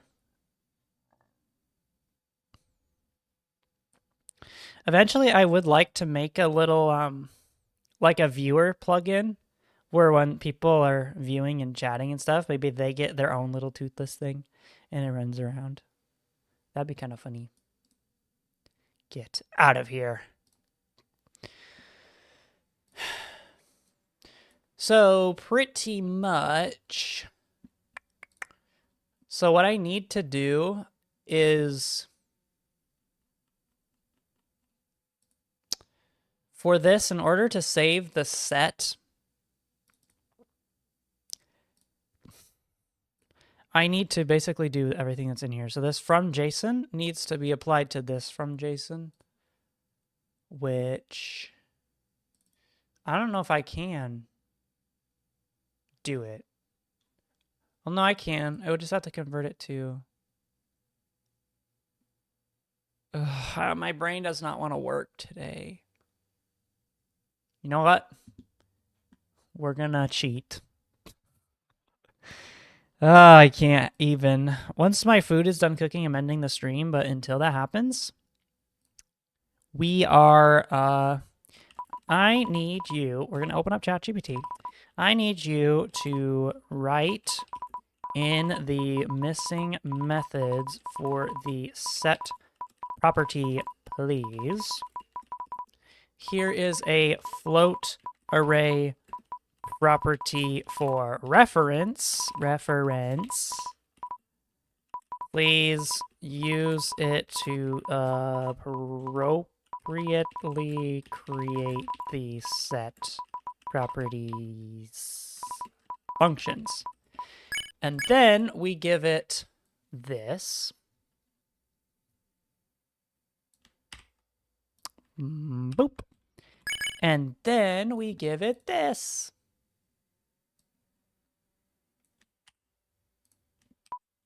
And we just let it work. Look at it go. Look at the intern. Look at the intern go. It's doing all of this thinking. This is what we want. Of course, I'll double check it. I'm not just going to take it without looking. I would have definitely done this. That's good that I didn't. Boop, copy code. And just like that, boom. You may think it's bad. It's mad. It's just, you gotta import a few things. Hold on. Import. Set. Okay. All right, let's go through it. Make sure we understand. First thing is from JSON. So this is converting a JSON file, aka something like this, back into a set. So we create a new hash set. Good start. If it's primitive, we just add it in. I believe if it's primitive, it means that it's just like listed like this. This is considered primitive. So that's good. Else, if it's an array of items, go through the array and just add them as integers. Good. Converting them to JSON. We're just going through every integer in the set and adding it to a new JSON array. Perfect.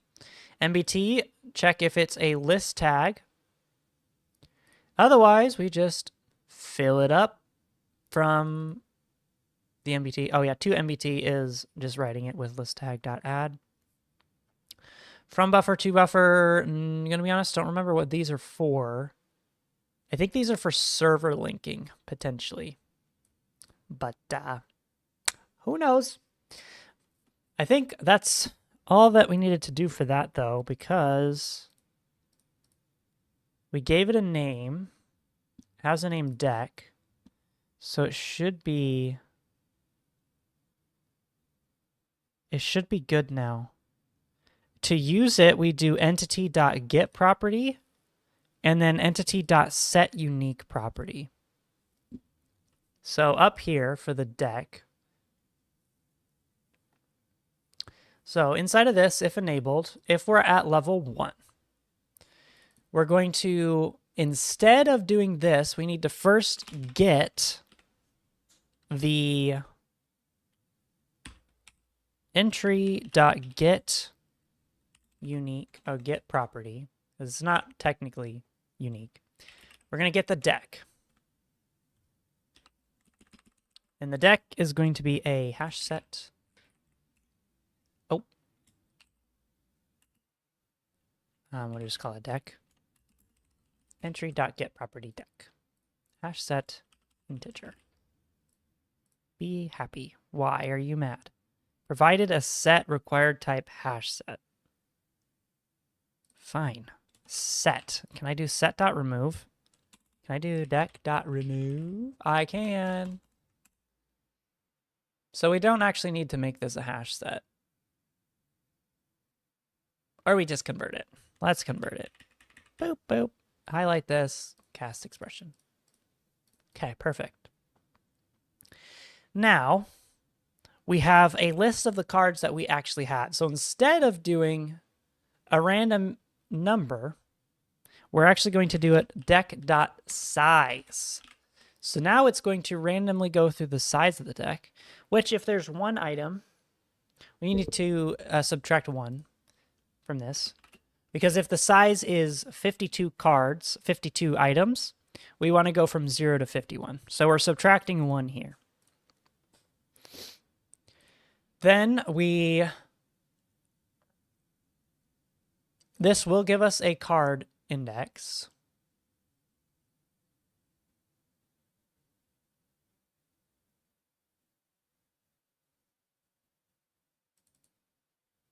Actually, we do, we can do index equals, if we do deck.remove, this, does this return the object? No, it does not. So we're going to do deck.get. Okay, we can't do that. Can we do deck I? Deck 1? No. Wait, how do we get things from a hash set? Can I just make it a regular set? Delete this.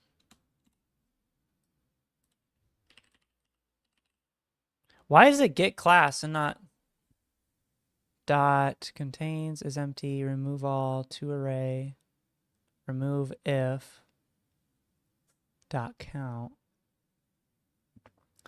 What? How do I access an element in a set? Java. Iterating through the set or checking the existence of a specific value. Huh? That's not what we want to do. We should just use a list. I don't know why I'm doing all this fancy things with a set. Just do list. Initial deck, let's just do equal a list. How about just a new array list? Nope. It's all we could possibly want. And then this is all mad down here. Hello, 360 time. How are you? This needs to be a list. List of an integer. And what? Implement methods.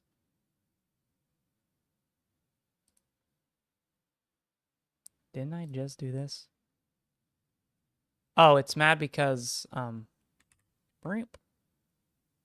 It's mad because does not return a list. I think lists, though, are the same thing, so it should be fine. List, integer, new array list. I think that's fine because it doesn't really... This needs to return a list,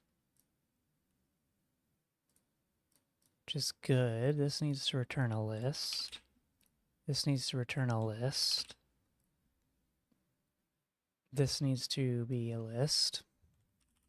This needs to be an array list.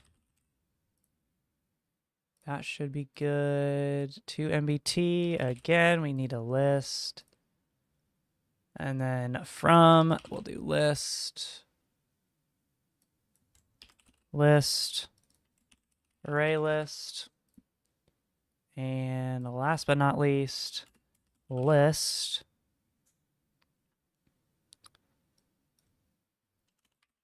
Array list. Integer value. Or can we just do list? That's probably fine. Boop. Now we can come up here and our list is equal to entry.get property deck. So now we should be able to do deck.get. And actually we can do deck.remove because this actually pulls out the thing that we had. So deck.remove, new random number, the deck size -1. And so it's going to remove a card out of the deck and just put it in here, a random card. And then we can go on and just check. If the random card meets all these things, then voila. So actually the first thing we'll do too is check if deck.size is equal to 0 or the deck is empty. Then we just need to return because we don't want to do this anymore. We don't want to do this ability. And we're going to do player.send system message component.literal you are out of cards. Import class. And maybe layers by dot. Okay, got a minute until my food is done. So then after we do this, after we pull this out, we do need to do entry.set unique property deck equal to deck. Because we have to update the unique property with the fact that we pulled something out of it. And I think this is going to work. If it is working, it should mean we can only pull out 40 cards. Because there's only 40 cards in here. I should have added in some debugging too to see the count, but whatever. That's for someone who is paying attention. We don't need that. All we have to do is quickly pull out 40 cards and ensure all of them are unique and ensure that we can't pull out any more afterwards. So first step, clear our inventory. We're going to grab a chest. Oh, my oven's done. Put this here. Close this out. Let me go turn off the timer so it doesn't start beeping anymore.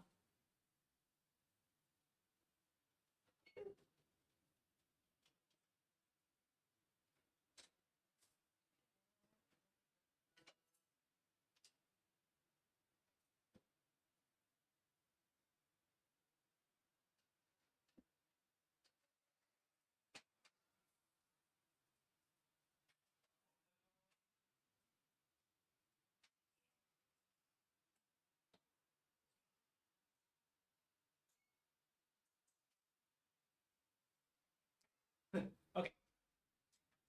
Ugh.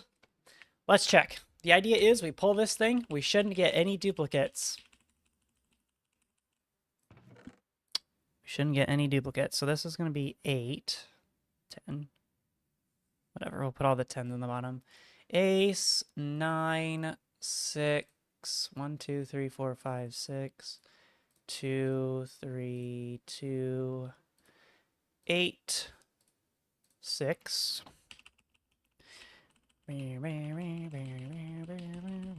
That's 9 cards. Ace, 4, 4.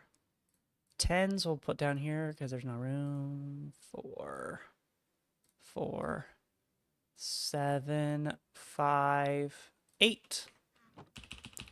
3, 4, 5, 6, 7, 8, 9. The 10 goes here, the 10 goes here, the 4 goes here. 6, 9, 3. It's looking pretty random so far. No duplicates.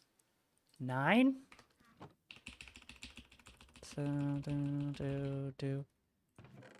I wasn't counting. 5, 6, 2, 3, 8. Ace. We should have 1, 2, 3, 4, 5, 6 cards or 7 cards left. 1, 2, 3, 4, 5, 6.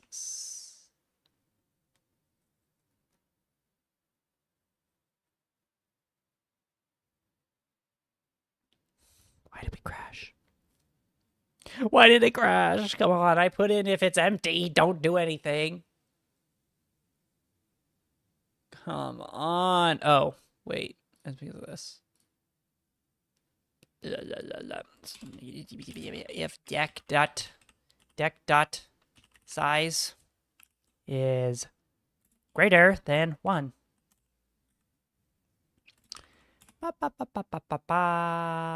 No, if it's equal to 1, then we just need to not do this.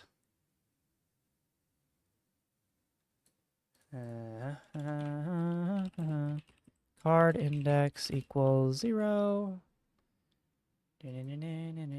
Basically what happened is when we only had 1 card left in the deck.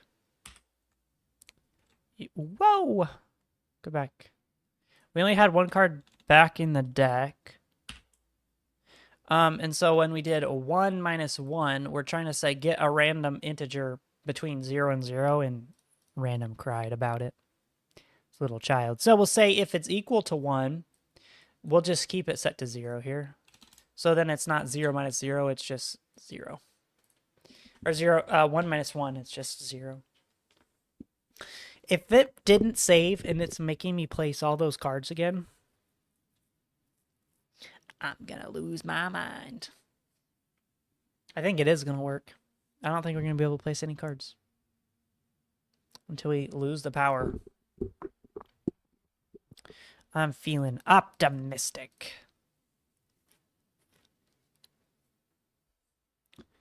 Doobie doobie doo bop. Okay, it put all our cards in, so let's check. 5, 7, 7, ace, 2, 7. We should have 1 more 10 left in the deck. Oh.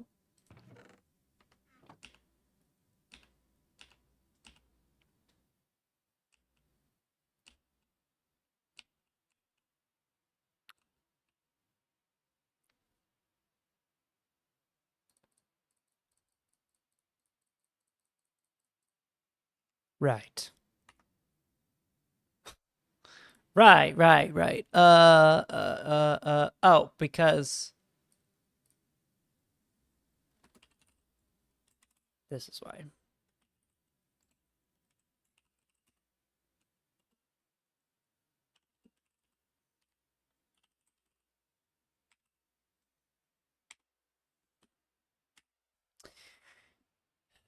There.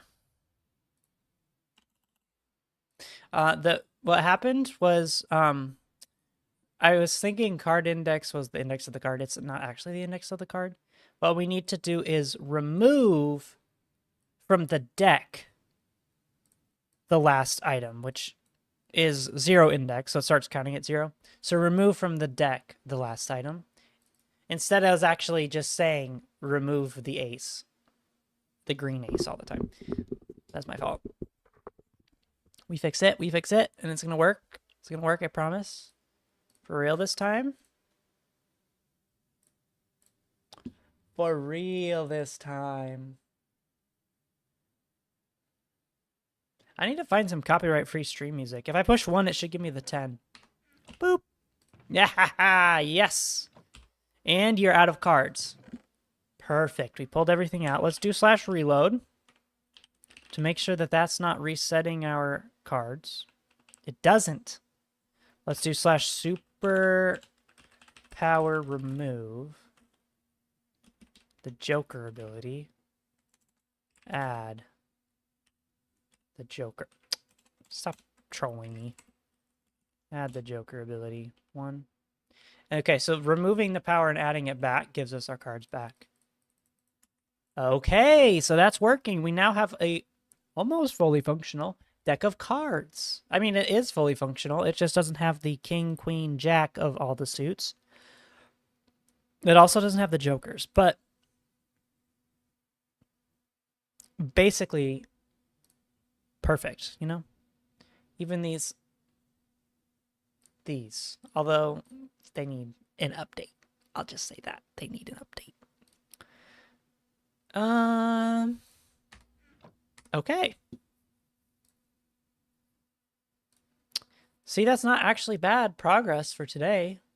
I probably won't, the next time you see me stream this again, I'll probably have worked on a whole bunch of stuff, but the next plan is to make a reshuffle deck button that is only activated when...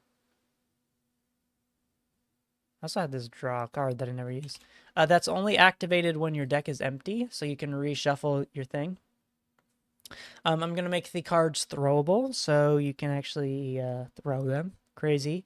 And I'm also going to make it so the cards have their different effects and such. I'm also going to tell the person who's in charge, not in charge, the person who's doing the textures that it needs some help. This 8, I mean, come on. Oh, actually, the 8's the only good one. The 4, ooh, no. 9, they need some work.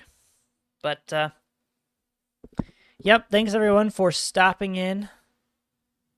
Special thanks to Lucas, the Lucraft, for helping me better understand some of the holes I had when it came to data generation. And also thanks to Calpincho. Your video saved me. Specifically, your GitHub. But yeah, I will see everyone later. Thanks for stopping in.